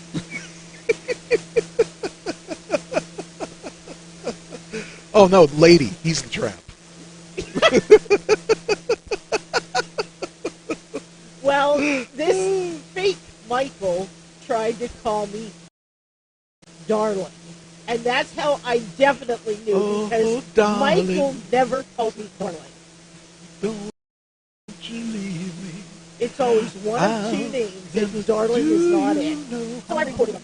I said, this is somebody that's fake. Anyway. But the voicemail thing scared me because I did call Michael after I left work today. And I knew he was at work because I texted him. I said, do not answer your phone. I'm going to call and leave a voicemail. Well, he must not have seen that, because then after I left the voicemail, I get a text message. Are you okay? Yes, I'm okay. Don't you hate that? When you leave a message on somebody's voicemail and they call you instead of listening. what I really hate is when I put 911 and don't get a response. Huh. Yeah, I'd hate that. You got to be self-sufficient. I found my own way home from the hospital. That's right. Because I couldn't do it. I was 3 hours away. Well, even for that, I hardly asked for anything. And one time I put 911 to 2 people. Neither one responds right away. Well, I guess you know where you stand. Yeah, at the bottom of the ditch. That rubber on that tire? I know. You're under there. Yeah. Uh-huh. I hit a curb. Anyway, all right, where are we at? Okay, so, all right, Disney. Now, Disney, you've never been to Disney, but this Animal Kingdom is one of the coolest places in the world. I love Animal Kingdom, and that was my favorite attraction. I'm still waiting on you to take me. You got someone to take you. You got Michael. No, not me. Not me. Anyway, it's really one of the coolest places in the world. They have this thing, the safari ride that you get to ride. We did that at Lake Tobias. Not at all like this. They have all kinds of gorillas, giraffes, all that stuff there. Recently at Disney World, they had a viral video after a snake got into the after the snake got into the gorilla cage. No. By the way, no. Pam and I used to kid about this tree here. This is a really neat tree that they have down there. We called it the Tree of Woe after Kevin Sullivan because he had that Tree of Woe. But we used to walk around saying, "Oh, there's the Tree of Woe," and we were the only ones that said it. But it just was just a little inside joke. And she and I were the only ones that got it. But here we go. Here's the video. Wait a minute, there's a video here of what the. Here we go. This is the video of trying to react.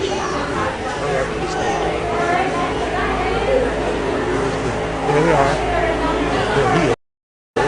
He sees a snake and he doesn't know what to do. He's like, what is this? He's like, he sees something. Oh, there's a snake. Around to see what they're looking at. Oh, you still can't see it. It's a snake.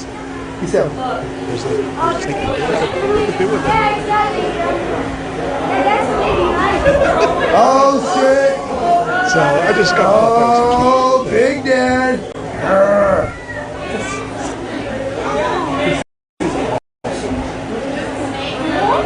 A snake? A baby snake?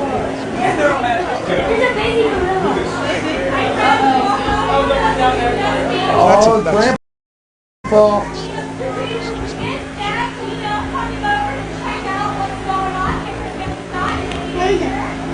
Gorilla versus snake. Hey, it's behind it. Just discover.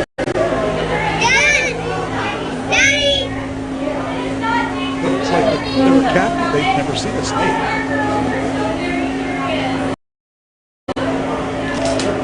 Anyway, it's kind of cool. All right, let's see here. Next. Amazon tracks their warehouse workers. Uh-oh. Every move they make, every breath they take, they'll be watching you. I would hate if they tracked me into the bathroom. They know exactly when you're in the bathroom. They know when you're not in the bathroom. They know when you're sleeping. They know when you're awake. They know if you've been battered. Oh, God, no. Because Jeff Bezos thinks people are inherently lazy. Okay. So it's no wonder people want him to stay out in space when he goes out in space. Some Amazon policies were built to stop the march to mediocrity. He pointed out a short-term employment model and performance trackers to keep the workers on their toes. There are restrictive policies that govern one of the nation's top employers. So many of Amazon policies were designed to prevent workers from becoming lazy. David Niekirk, who designed the company's warehouse management system, told the publication that founder Jeff Bezos' belief is that people are inherently lazy, and it helped shape the company's policies. Bezos believed that workers' desire to perform well decreased over time, and that entrenched workforce was marched to mediocrity. What he would say is our nature as humans is to expend as little energy as possible to get what we want. You know, I think personally that was the belief of the company that I was working for towards the end, because they pretty much got rid of all the older people.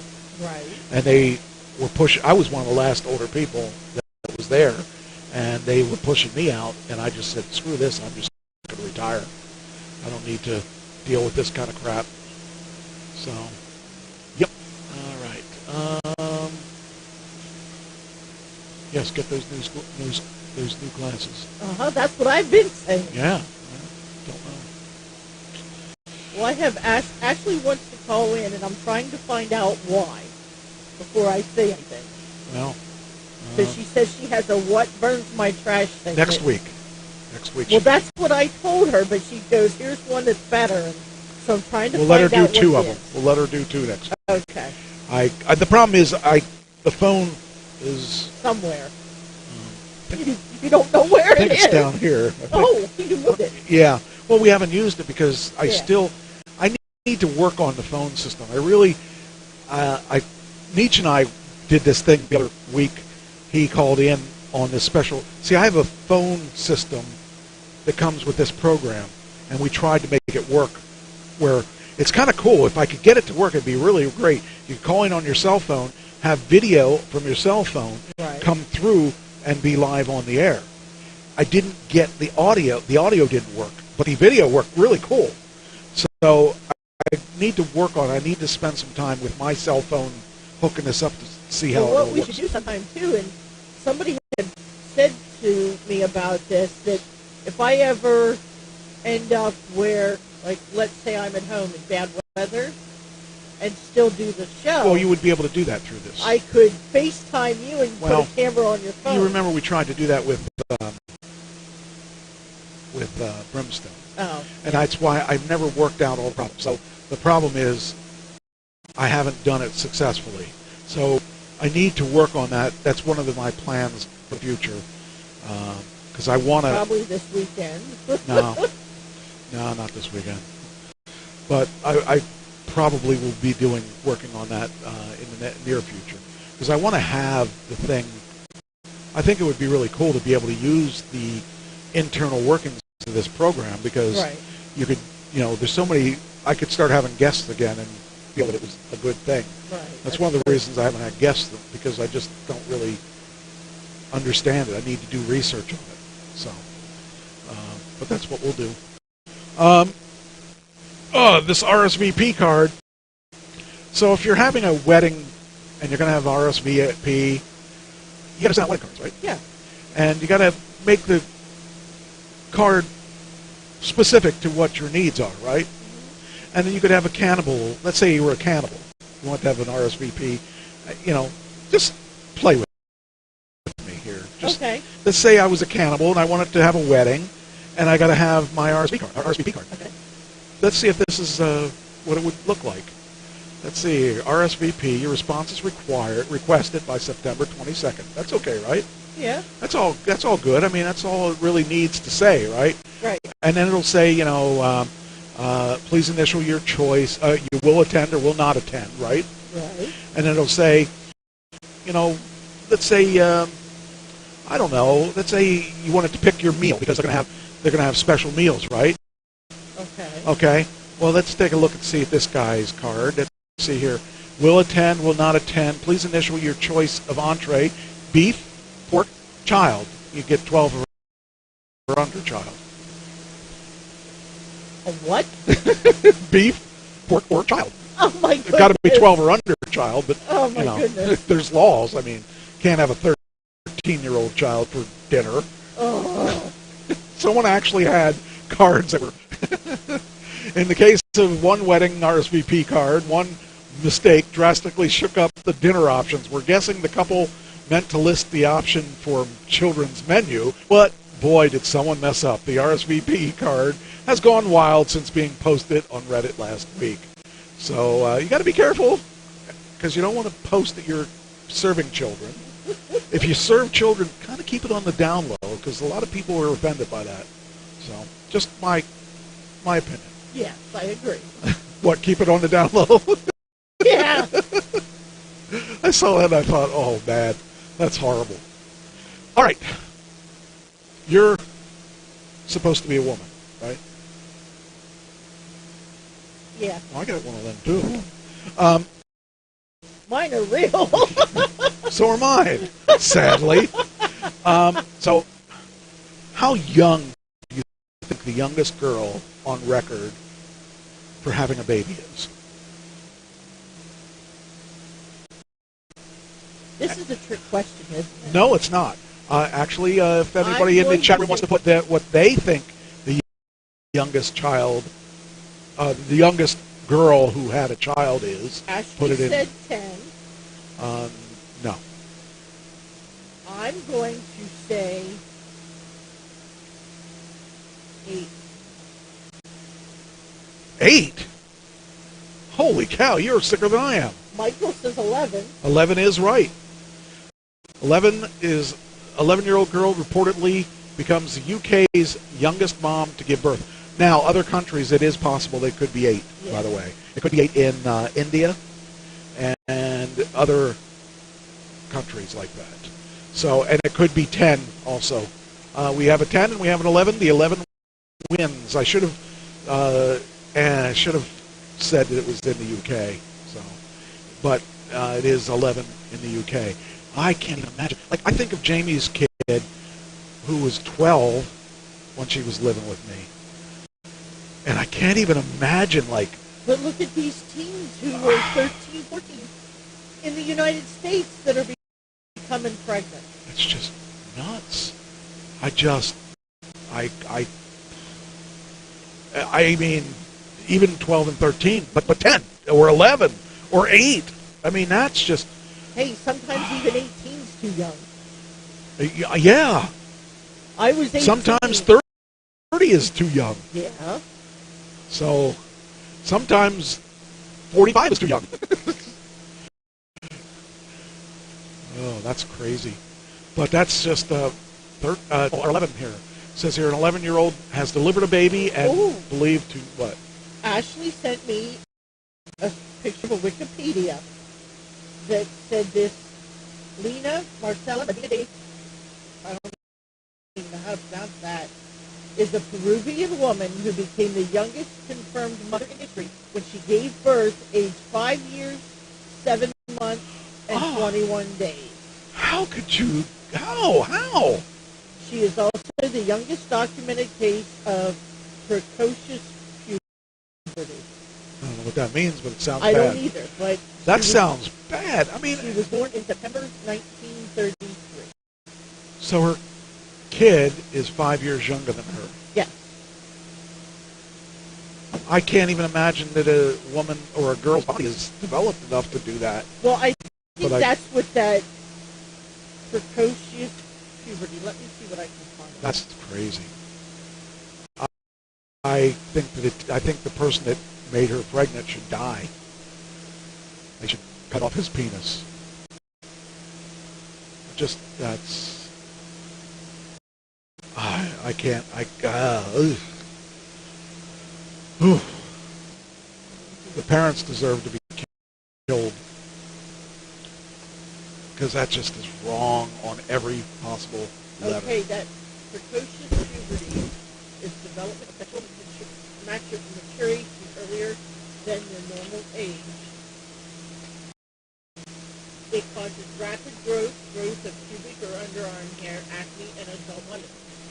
It's rare. It's fewer than 200,000 cases per year in the U.S. It's treatable by a medical professional. It can last several months. It's between 5 and 8 years of age in girls and 5 to 9 years in boys. And it's more common than females. And Ashley had how did you know this? That's what scares me, how she knew that. Well, that's good that she waited till she was 18. She should have waited a lot longer, but I think all women should wait till they're in their 50s and then say, oh, hey! I'm too old. I guess I'm not going to have one now. Oh, I didn't change the freaking banner. Damn it. Oh, well. Guess we get 2 banners in a week, or 2 weeks in a row with the same. Okay. You have to make the 4th of July one for next week. That could be our patriotic show. Uncle Sam Band show. Uh-huh. All right. L.A. County. Guess what's going on there? A bombing? L.A. County officials recommend wearing masks indoors and outdoors and because of the spread of the Delta variant. Oh, boy. When's it going to end? That's all I got to know. It's going to end. It just, if people would just get vaccinated, it would end quicker. But that's a whole other argument I don't really want to participate in right now. I mean, think about it. Things were going the right direction when a lot of people got vaccinated, and then there's those people that didn't get vaccinated that are spreading it. So it's starting up again. So, anyway, LA County public health officials now strongly recommending everyone wear masks indoor public places, regardless of vaccination status, due to an increased spread of the Delta variant.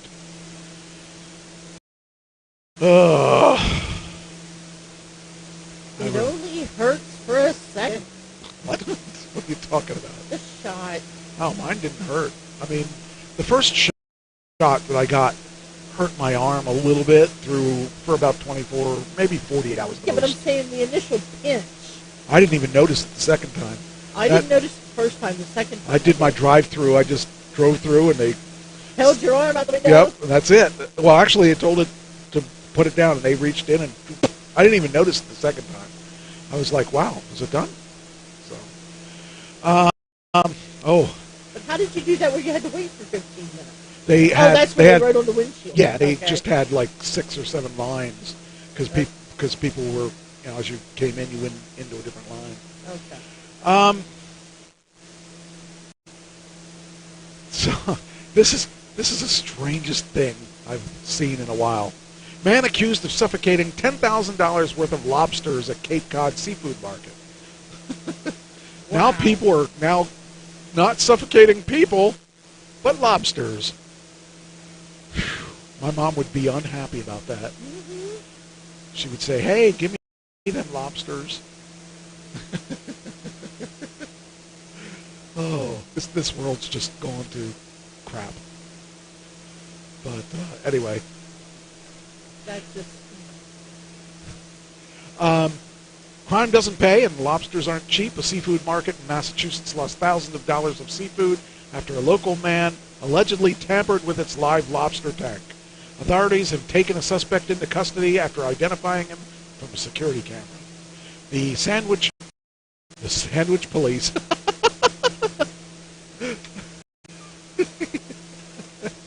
The Sandwich Police Department posted about the incident on Facebook, writing that Superior Lobster and Seafood in Cape Cod lost an estimated $10,000 worth of lobsters.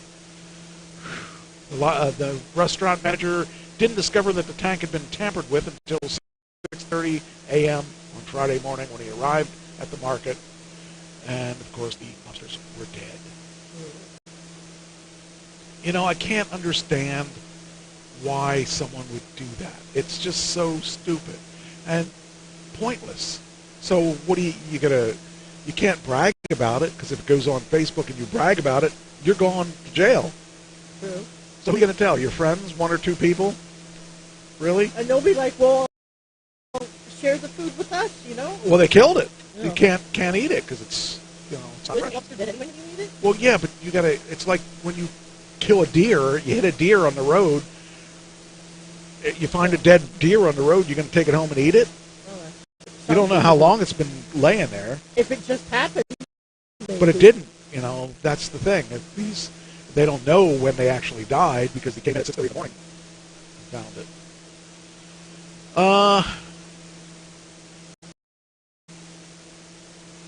So you have a daughter, and a daughter is in her bedroom, and you catch this guy watching her undress outside, watching her window. No. What would you do? What would you do to her? Blow his head off with a shotgun? Well, as a matter of fact, father shoots intoxicated man allegedly spying on his daughter and touching himself outside her window. That is sick. Yeah. That means you need to stay away from that window. It means you don't want to get caught. See, the difference is you don't get caught. But that guy got caught. And, I honestly say I don't feel sorry for the guy that got shot. If you're an idiot and you're actually pleasuring yourself to a little girl and spying on girls, that's just wrong. I don't even care what the age is, just the idea that you're spying on someone like that, you should be shot. So a Texas father, best place to be, Texas, where everybody has guns. A Texas father shot a man who was allegedly spying on his daughter through her bedroom window while touching himself. The father and mother of the girl reacted to her screams at about 10 p.m. Sunday, 10 p.m. Sunday, going outside to confront the intoxicated man who had allegedly been inappropriately touching himself outside the girl's window. Armed with handguns that they were licensed to carry, the couple demanded the suspect lay down in the yard and wait for the police, but the man didn't comply. Instead, reportedly walking across the street. See, the problem is, what the problem is here, right? Yeah, across the street, they jaywalk. No, the problem is you can shoot someone if they're in your house and get away with it. Okay. But if they're outside, you cannot shoot someone unless you're fearful for your life. Oh. This is true. This is the way I understand it. So this guy is probably going to get in trouble for shooting the guy that was watching his daughter because the guy didn't threaten the guy. The guy was walking away. So that's like I don't know if you were in the show back then. I may have been doing the show alone. There was a thing where a guy was stealing a car, and the person who owned the car, while he was driving away, shot him while he was driving away. He was being sued for shooting the guy, even though it was his car that was being stolen, because the guy was not threatening him. He was driving away. So the bad guy was suing the other guy for being shot. So you got to be careful with those things because, if you have a license to carry, that's only to protect yourself. You are not allowed to aggressively use that gun unless you're fearing for your life. And if a guy is driving away, you're not fearing for your life. You just lost your car. So I think that's one of those things it's kind of sad because it's your car. Exactly. He would have been better off shooting the tires out on his car. Well, what would you do if, let's say you borrowed somebody's car? It doesn't matter. And, you don't have your own. Doesn't matter. But you need to get to work, and the people that are supposed to take you don't take you. Oh. You shoot him. I don't know. Where are you going? you get a trash segment. Oh, you get an Uber. But you don't have money for an Uber. You get new friends. Okay, yeah, that sounds good. I actually think in that case, she needs to get new friends.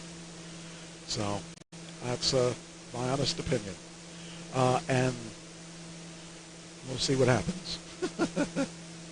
Okay, so I post this, right? Did I post this? I don't know if I did or not. Let's find out. I did. Okay, good. All right. Yeah, that's kind of one of those things. You cannot aggressively use your gun. This is not the Wild Wild West. All right, next. Oh, this is for you. Me? Yeah. Okay. Where do you buy insulin? I get it through the pharmacy. Who? Which one? Where? UPC. Okay. Walmart unveils a low-price insulin as more patients with diabetes struggle to pay for the drug. This is good because with me not having medical insurance now, I really have to look into this. Look into it. I saw this and I thought of you right away. I said, here's something. Because I know my one medication is $500. I can't afford that. No. But the other one's on the $4 list. Well, here you go. This is a solution. You know, a lot of people hit down Walmart and stuff like that, but Walmart does do some nice things for people. Yeah. Walmart will start to sell a less expensive version of analog insulin to people who do not have health insurance or struggle to afford the drug's cost. The company has made a bigger push into the healthcare as it tries to leverage its massive reach for new opportunities. Oh, so, that's the Nivolog, which I have. Well, there you go. How much are they selling it for? $73 a vial, or about $86 for a package of pre-filled pens. Is that good? Based on, yes. How often do you got to take it? My Novolog I have to take every day. Is this for one shot, or is this for? This is for the whole pen, like the whole vial. It'd be for $73. The vial's about this thick, and you just pull out what you need. However, the package of pre-filled insulin pens, the pens, my stuff's out in the car. The pens are about this long. Okay. And again, you can dial how many units you need to give yourself. Is that a good price? Well, for not having insurance, yes. Okay. Because with insurance, my copay was like $20. But for not having insurance, $73 is still high, but compared to, like, I think it's like $500 or something. Let me see what GoodRx would do for my insulin. If you read on in that article, there's something else. The insulin is the latest addition to Walmart's private brand called Relion. It already sells for a low-price version of insulin for about $25 as part of the line. So you didn't read down far enough. Now, wait a minute. Okay, so like one carton of 5 flex pens, which is what they call them, of 3 milliliters, Walmart, $282.88. Okay, but it's saying here, it already sells a low-price version of insulin for about $25 as part of the line. If you read down a little further. I'll have to definitely look into that. Yeah, I just think that it's cool that they're doing that. So, if they would do that with all of them, I would be happy. Well, we'll see. Then we got, let's see here.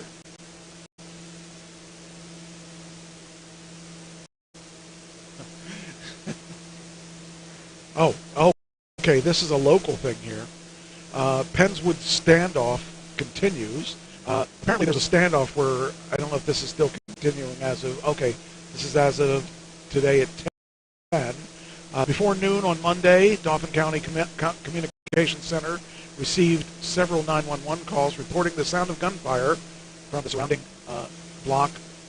And it talks about when they arrived at the scene, they found a 25-year-old woman conscious with a gunshot wound to the head above her left eye. Ooh. According to the reports, the victim told authorities she was shot by the 36-year-old Derek Hutcherson. Police said that the woman has undergone surgery and is in stable condition. Back in the apartment where the shooting happened, Hutcherson, who police say is the woman's boyfriend, see, now you gotta be careful. Can't trust those guys. You never know. You never know when they might have a gun and might shoot you in the head. That's true. So don't have a boyfriend. Too late for that. I think it's time to reconsider. It's much better to be single and alive than have a bullet head. Anyway, So back in the apartment, it says Hutchinson, who... You know he's going to become paranoid now. Well, when you're paranoid, at least you're not alone. I mean, because he'll be like, I thought you said he liked me. When you can be paranoid, you're will you alone. Stop? You're not alone. You're a pair of noise. Yes. Back in the apartment where the shooting happened, Hutchinson, who is the woman's boyfriend, barricaded himself with his 2-year-old child and the woman's grandmother. Ugh. Reports that indicate the police had been called to the residence earlier that day, which reportedly upset Hutchinson.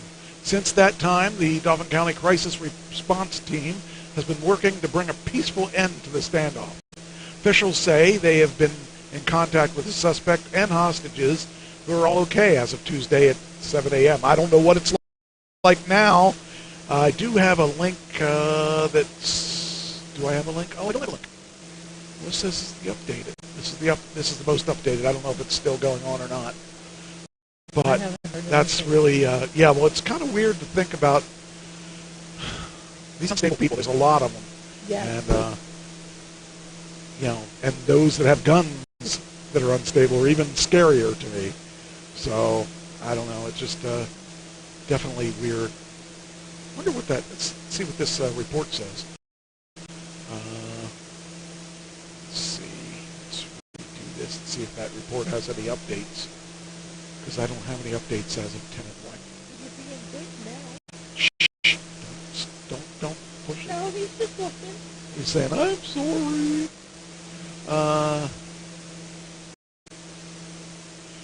What's that? Whoa, took your car and jumped in. Oh, here we go. Let's see what they say. This armed standoff in Lower Paxton Township does continue. Police say the suspected gunman remains inside with his baby son and the child's great-grandmother. This after police say he shot the child's mother yesterday. Taylor Tashef is there right now. Taylor, neighbors hoping for a peaceful end.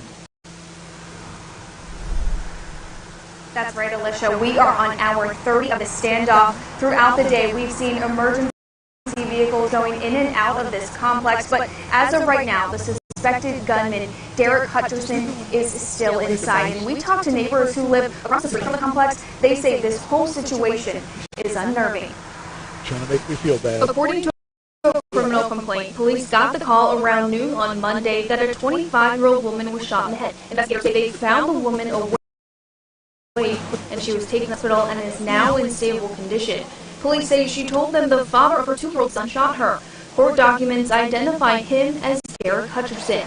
As the afternoon went on, police crisis response teams tried to talk to Hutchinson after learning the 2-year-old and the victim's grandmother were inside. Negotiations lasted throughout the night and into Tuesday afternoon. Neighbors have been waiting for updates and hoping. Okay, so as of Tuesday afternoon, it's still going. I hope everybody gets out safely. You know, I'm sorry for the girl, what happened to her, and I hope she recovers fully.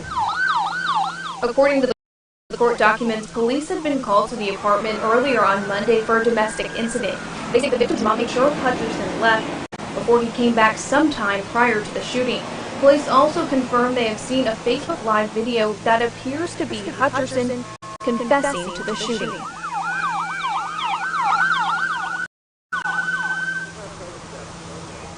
Okay, talk. And as police work to get everyone out safely, Hutchinson is facing several charges, including attempted homicide. Reporting live in Lower Paxton Township, Dauphin County, Taylor Tashef, ABC 27 News. That's really sad to think about when you think about that. Not only did he shoot to a friend about their mental health, the mother, but he just, has the kid and the great-grandmother. Well, I mean, the kid's probably not a hostage. The great-grandmother isn't. He wants attention. Poor puppy. I treat him so bad.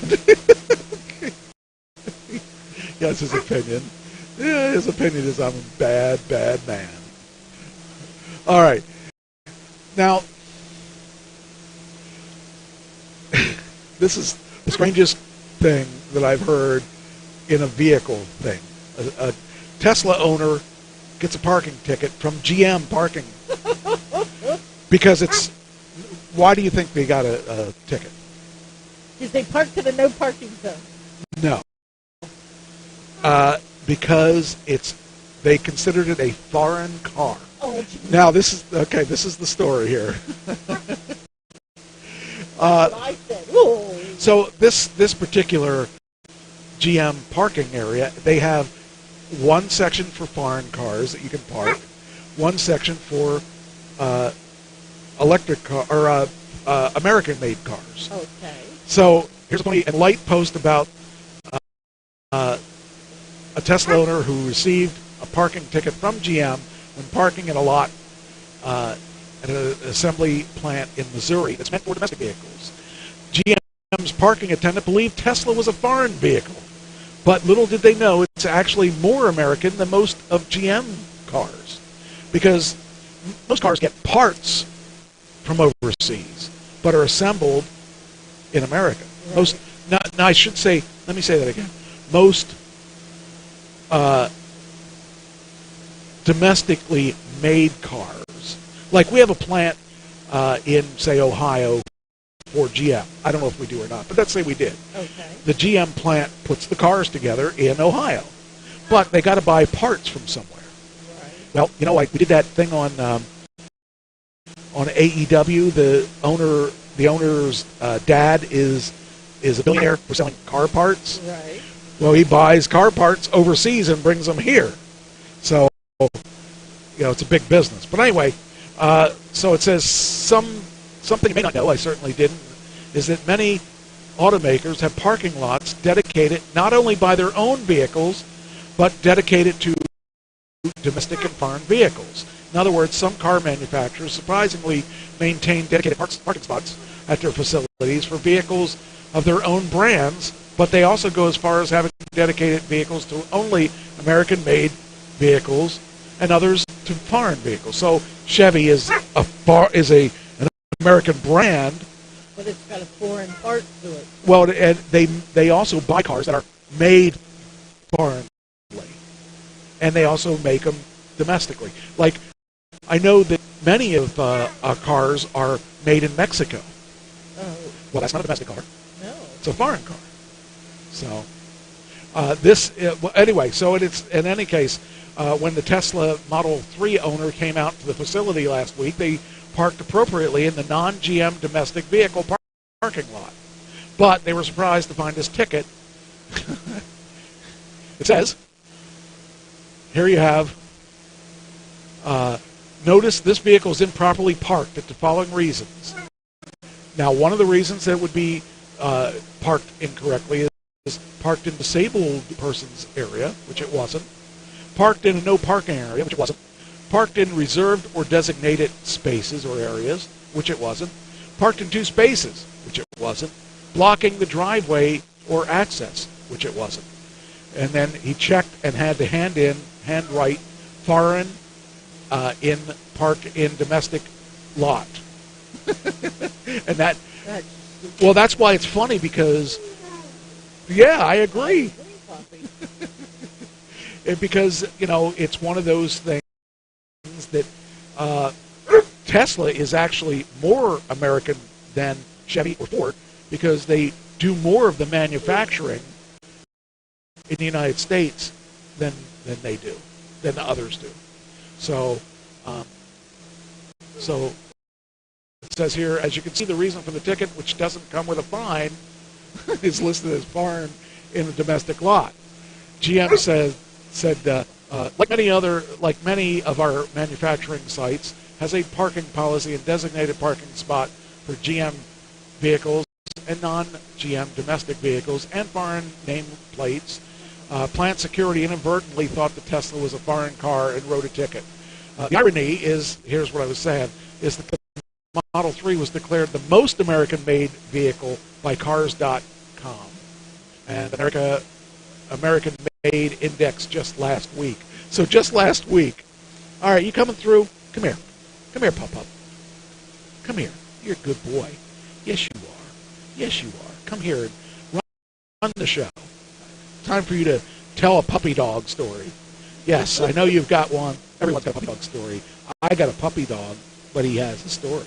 Yeah, I like a puppy dog. Don't you? You do? I see we got a tick, too, I think. Is that a tick? Maybe it's just dirt. No, that's a tick, I think. Hold on. Oh, well, wasn't a tick. You're a good puppy. So that was kind of funny that, they were getting that ticket, and they didn't deserve the ticket. And at least there was no fine attributed to the ticket. You just got a ticket. So I just thought that was hilarious that the GM would do that. So, let's see. I guess I got to put that in by hand because we don't have any places to click. Let's see. Oh, we do have places to click. There we go. There we go. Oh, I know what death I sent you. What? Who? The one about Super Genie. Melissa Coates. Oh, yeah. I happened to see the picture of George, and that's what reminded me. Well, I don't have anything set up for it. If you want to talk about it, we can wait till next week. I knew there was somebody. I got sidetracked on my stuff, and I thought there was one, and then I didn't get. We started talking, and I didn't pull it off the email or whatever. Yeah, what else did you sent me something in an email, didn't you? I don't know. Yes, you did. You sent me something. I don't remember what it was. I didn't take that off there either. Yeah, I just happened to see that other picture, and that's what reminded me of it. All right. I'll get it for next week. Okay. This is so strange. Actually, I think this will be the last one that I will do in that category. Okay. This waitress was mad because this group came in and ran out on her bill. So she didn't get a tip. She didn't get anything. So I know. After she chased after them for not paying their check. It happened Saturday night about 20 miles south of Philly. Surveillance video shows the waitress chasing after a white Dodge Durango, and eventually she ends up inside that vehicle. Police say she was assaulted and eventually ditched on the side of the road. Officials released these photos of 3 men and 2 women who are wanted for questioning. This is all people that just didn't want to pay their bill. And it's not her fault, but she's going to be the one that, ends up having to explain why she didn't have money to pay for that bill. So, that kind of sucks because she was probably stupid for doing that. I mean, she got beat up over $70.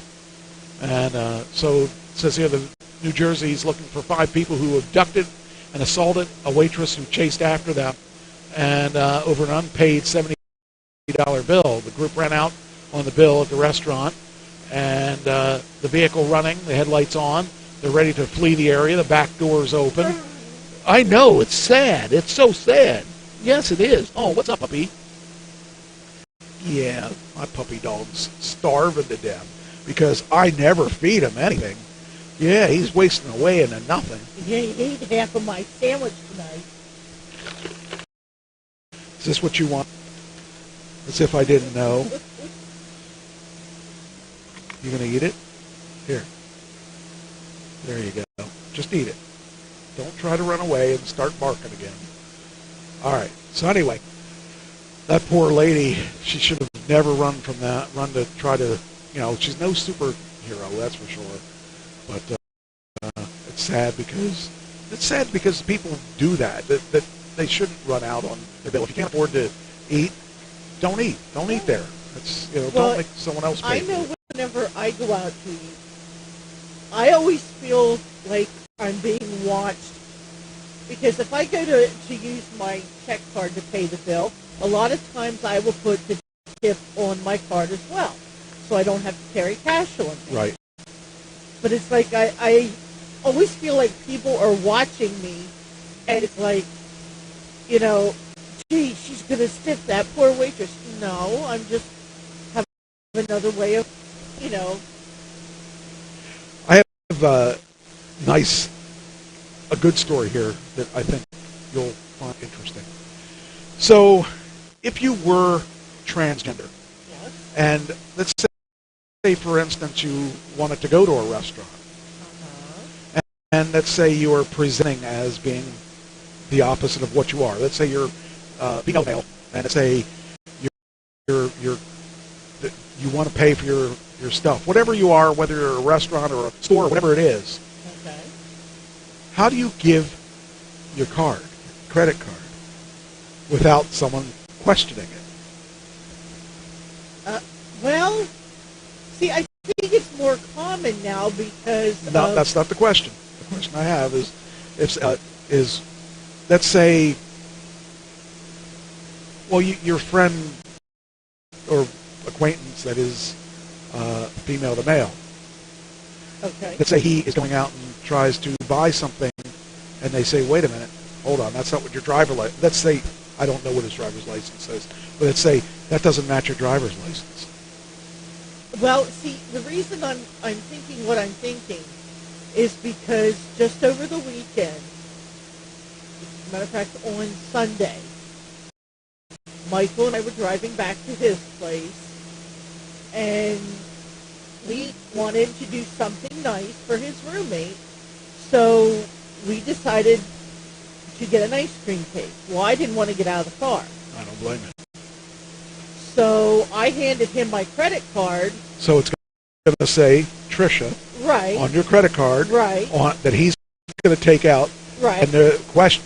They never questioned it. But let's say they were to question it, or let's say it was, let's say you're making a fairly big purchase, and they may question. Let's say they would question it. If you were legit. Okay. And okay, let's say I'm a transgender woman, and my name is Joni as a transgender woman. I go dressed as Joni. Okay. And I try to buy,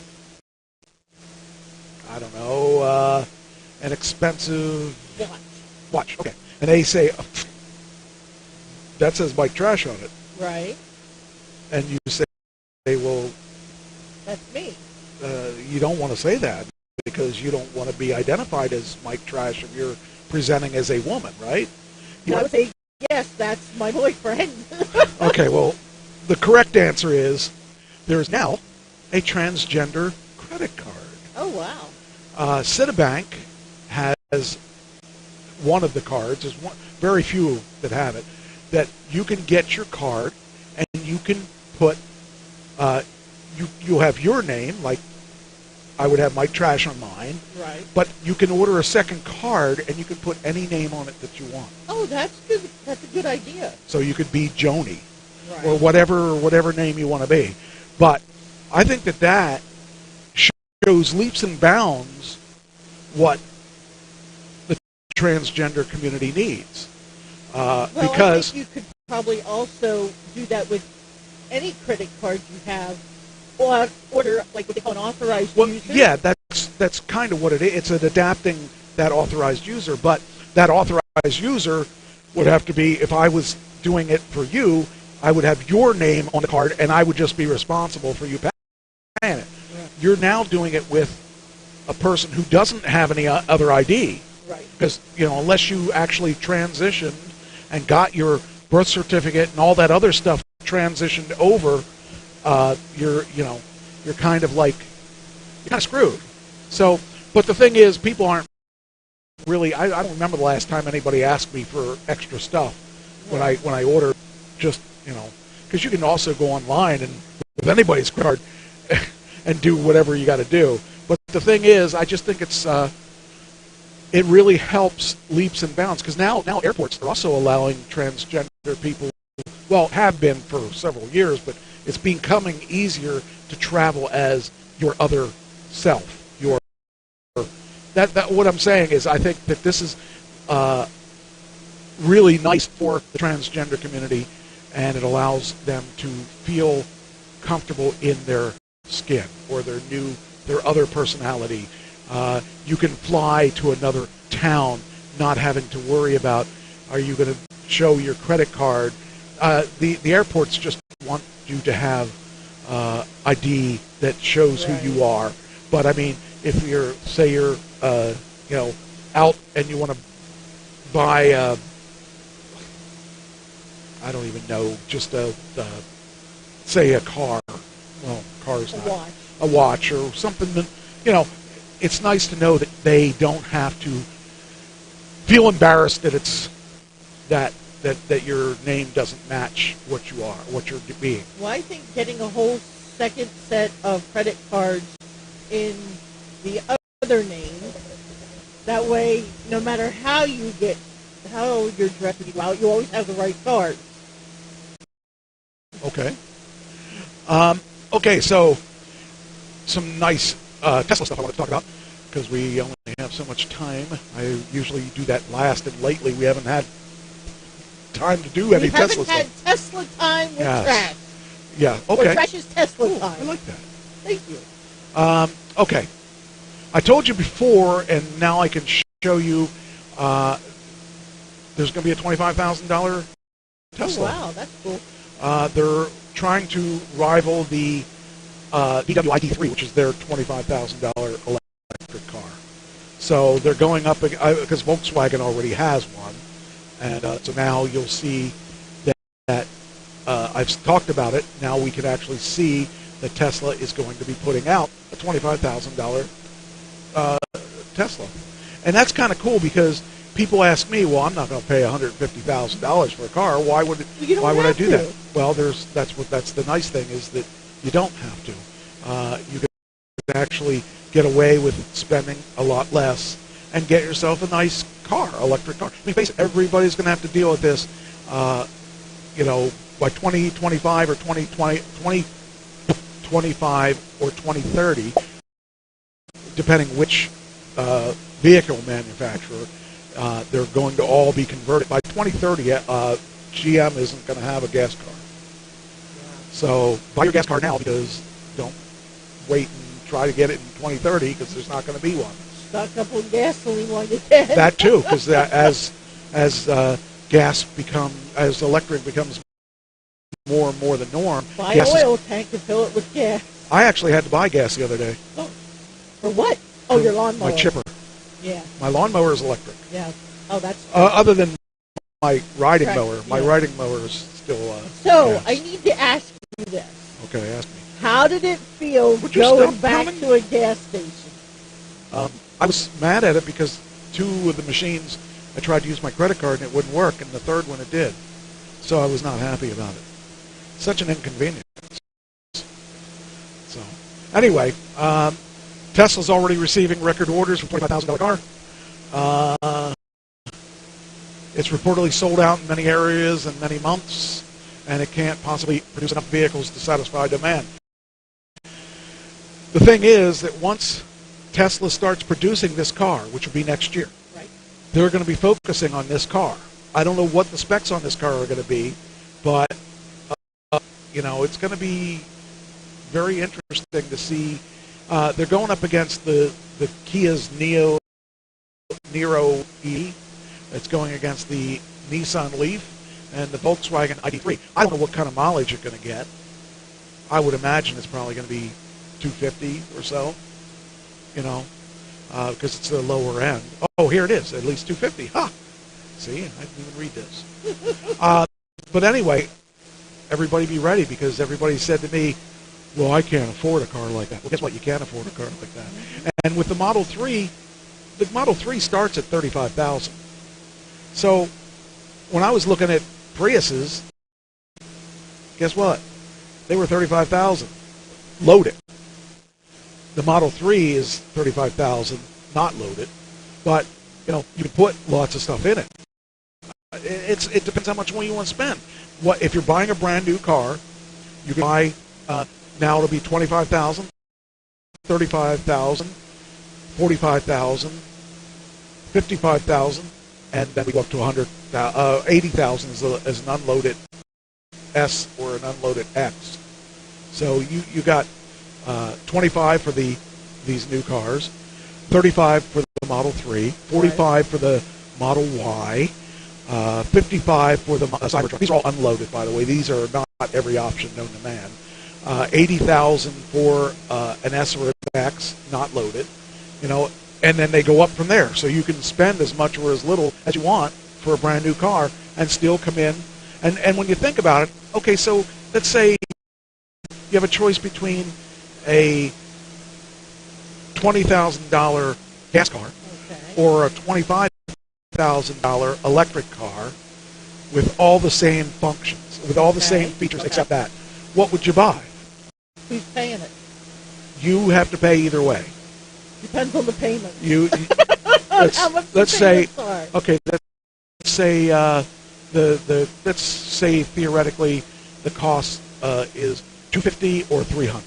I probably would bite the bullet and spend the extra money for the electric car. And one reason is you won't have to go to the gas station. Yeah. You are stuck at electric. So, I mean, the whole thing is you also don't have to change the oil. You don't have to change the fluids. Don't have to change. What maintenance have I done to that car? I've changed the tires. That's true. Several times. So that's kind of I replaced the mirror. Yeah, and I should do it again. I really should get the mirror done. So I still don't know what I'm going to do. I keep saying I know what I'm going to do at the end of the lease, but I really don't. It depends. This is like when you bought it. You've Well, been changing your mind. I know what I want, but the problem is it's not available. Right. I'm not changing my mind. I do want a Cybertruck or a Model X because those two tow. And the Model Y tows too. But the Model Y, if I have a choice between a Y and a Cybertruck, I'm going to take the Cybertruck. Right. So it's really between the Cybertruck and the Model. Actually, I'm closer to the answer. I might get a Model X again, but not get the high performance because I don't race that much anyway. And the difference between just when you're trying to show up. Yeah, but even at 4 seconds for 0 to 60, or 2.5 seconds for 0 to 60 is the difference that it is really. And most of the cars out there can't keep up to the 4 second 0 to 60. So but I can get 360 miles to the charge if I get the new one without the high performance.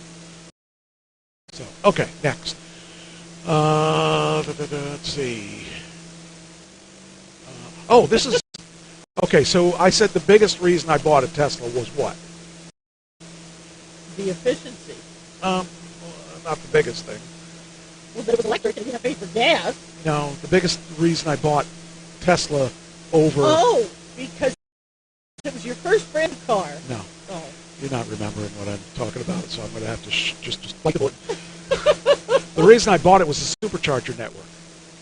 But next year, Tesla says it's going to share the supercharger network with other automakers.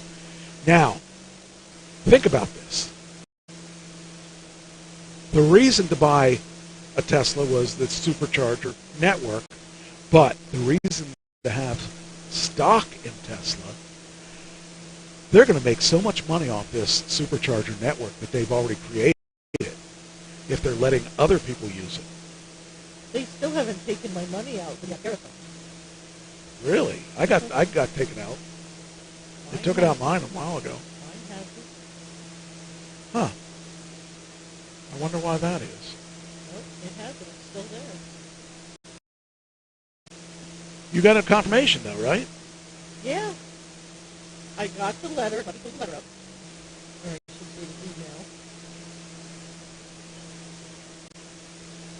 Because I was like, great.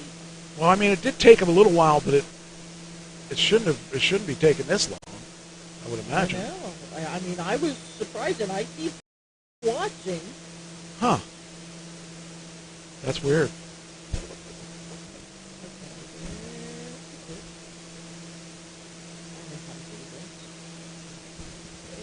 What's up, buddy boy?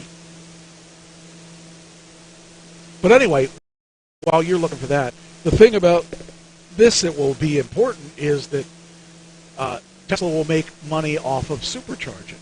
Okay. June 15th, I got the email. It said, thank you for making your investment committed for 750 shares of Aptera Motorsport. You can expect the funds to be drawn from your account in 1 to 2 business days. Huh. you can check the status of your investment by logging into your account. And it hasn't done it yet. Did you log into your account? Okay, well, anyway, so chances are Elon will do this. He's going to allow other companies to use, Volkswagen or whoever it is, to use their charging network, but he didn't have to charge the same to them as he charges to Tesla users. And so that means that the efficiency, the money that's coming in to Tesla is going to be who knows how much more. I mean, it could be a tremendous amount more, and that'll be good for us investors to see them make a bigger income. Right. So I see that as a win-win for me, because the biggest concern to me is that they don't make enough money to survive, but they are going to make a lot of money off of just their charging network, that their stock should be worth even more money. So next year, when they do this, I expect Tesla stock to be worth a whole lot more money than it is now. So, to me, that would be... I logged in, and it says funds processing. Oh, I don't know. I wouldn't be worried about it, because if you didn't lose any money, you don't have to worry about it. But the thing is, obviously... I just don't feel like an official stockholder until I get the official... Well, it's private stock, so you're not... until it goes public. I would be upset if it goes public before you got your shares. Well, you're in it 380 a stock, so you got a good deal. And you have an investment ID number and all that stuff. Yeah. Oh, I wonder if that's what I was looking for. I was trying to log into it, and I didn't know how to do it. Anyway, like I said, I'm excited about that. I think that at first glance I didn't like it, but then I thought about it, and I said, okay, now I got to definitely, seriously be happy, because we're going to make money off the stocks. Well, I'm going to make money off stocks. You're not going to make anything off the stock, because it's not Aptera, that's Tesla. Right. Okay, so that's kind of cool and exciting. Then we got, this is really cool. So, do you know what the Peak Challenge is? No. Pikes Peak Challenge? Is it where you have to go up Mount Everest? Well, you go up Pikes Peak. Okay. That's why it's called the Pikes Peak Challenge. The Tesla, the new Model S Plaid, wins the Pikes Peak Challenge, dominating the Pikes Peak Challenge. So they didn't only just win, they made everybody look bad. Wow. Because it's so fast. That one's the one that does 1.9 seconds in 0 to 60. So that's very cool. It says here the excitement was palpable at Pikes Peak at this year's race cars lineup for their attempt at conquering the treacherous mountain. The mountain already won one around this year. Its weather conditions forced the Pikes Peak Committee to shorten the course. Yet, as legendary driver Randy Popst, I don't know who he is, lined up his black Tesla Model S Plaid on the starting line, the atmosphere seemed electric. The Model S Plaid race car with parts from Tuning House Unplugged Performance had been barring its fangs at Pikes Peak all week, fresh off its dramatic comeback story from last year as the Model 3 race car. Popst and the Unplugged team were looking to complete some unfinished business. Last year's Model 3 performance, after all, finished the Pikes Peak hill climb after a heroic effort to rebuild the car following a major crash, but the thermal issues prohibited the vehicle from completing the run at full power last year. So this year, they won in big fashion. Model 3, driven by Dai Yoshihira, encountered issues and finished its run at 11:41.162. And wait a minute here. A 2021 Model 3 driven by Joshua Allen completed the shortened course at a respectable 8:16.778. see. Prior to the Model S Plaid, the exhibition class had been dominated by Nick Robinson in his 2017 Acura NSX, which completed the run in 7:14.704 on the shortened track. This was an impressive, especially considering that immediately following, it was another NSX, which followed the run at 7:53.615, which is 40 seconds slower. Then it says, okay, so actually it did really well. I mean, that's doesn't look like it won. Oh, it says wins the exhibition class. So I don't know what those numbers all mean, but here it is. So those were doing it at 7 something, right? I was saying 7:14.704. Okay, that's what the Acura did it at. The Plaid. Oh, okay. So that was the Model 3 that was doing it at the 8, whatever it was. But the Plaid did it at. Now keep in mind the 2017 Acura NSX did it at 7:14.704. Okay. So the Plaid did it at 6:57.220, which is the fastest one out of everything. Oh my goodness. So I'm excited about this thing because every time they get into a situation where they're competing, it's just good to see that they're doing that well. They're proving that electric is here to stay, and I'm kind of happy about that. It lets me know that even though I got in early, I always seem to get in early. I got in early with Prius too, and now people are all, although Priuses have kind of died out, because there's another,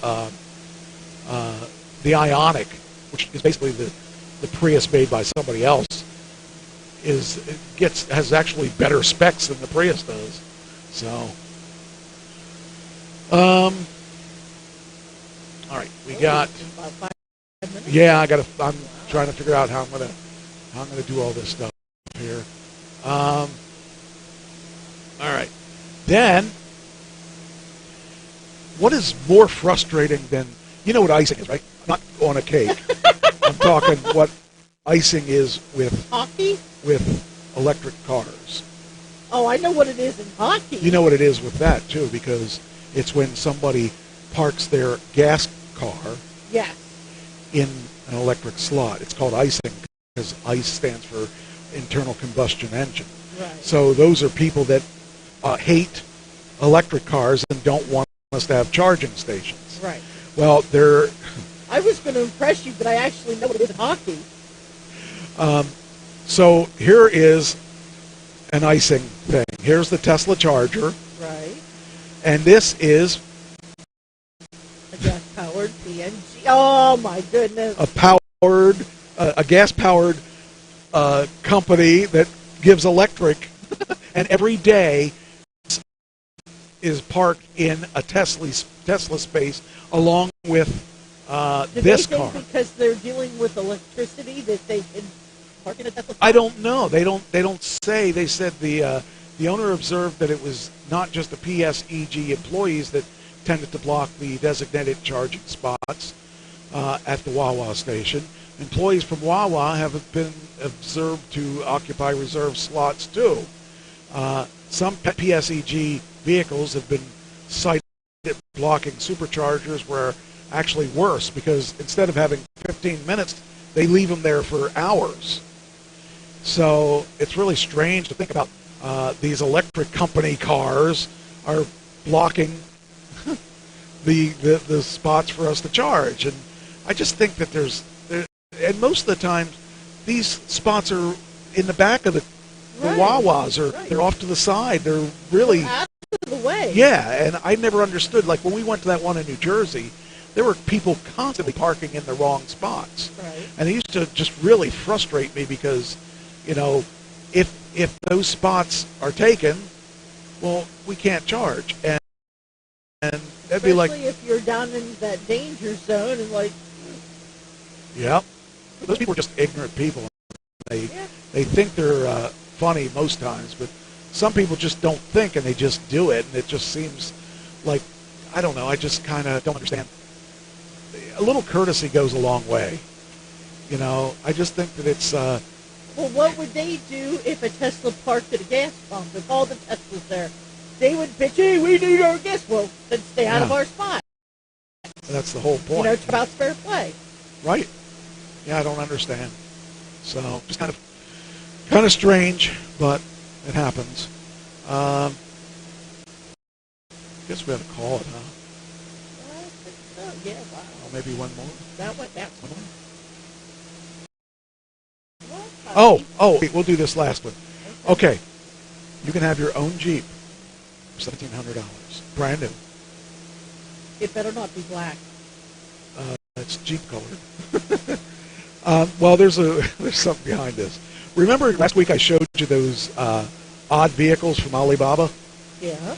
I got another one. Here you go. No. You can have your own Jeep. Here it is. That's black. I don't want... No, it's green.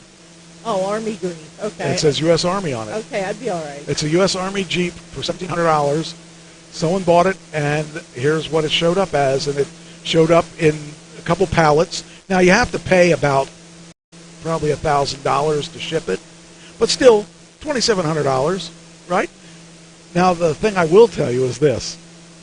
Don't think of this as a Jeep. Think of it as a golf cart. Oh, God. Now, golf carts will run you $7,000 or $8,000. Yeah, so true. we're talking about a car like this for $3,000 could be, I mean, because that really, seriously, this is a golf cart. This is really a golf cart, not really a, but I mean, but over there, they use them as cars.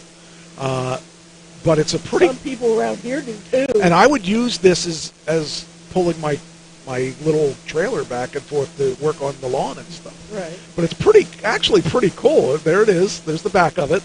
And actually there's a little video of somebody driving it. There it is. There's the guy driving it. It's just kind of funny because, like, you know, it's going up the hill. It's doing everything it has to do. For a little recreation vehicle, it's kind of cool. You know, I just kind of think it's funny.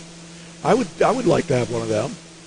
And for that money, you know, it's probably worth it because you get yourself a brand new car, and if you're hauling like wood, or even putting I was thinking of putting like a little plow on the front for like the wintertime because it's not gas, it's electric. Oh wow! So that's kind of pretty cool, I think. Yeah.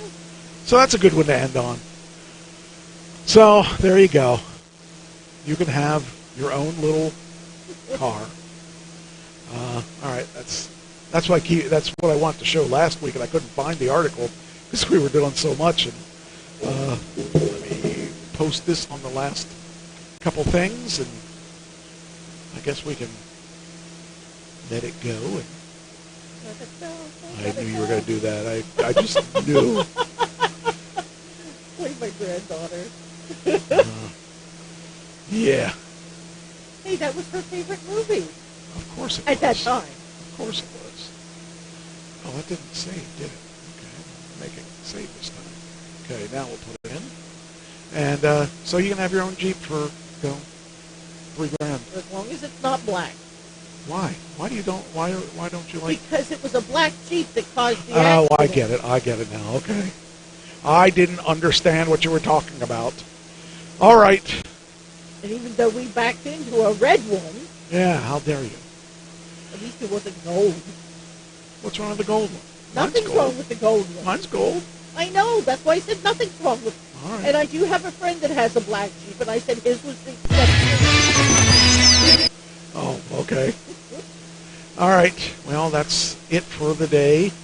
Thank you for checking us out, and stay safe this weekend. It's I'll talk to you next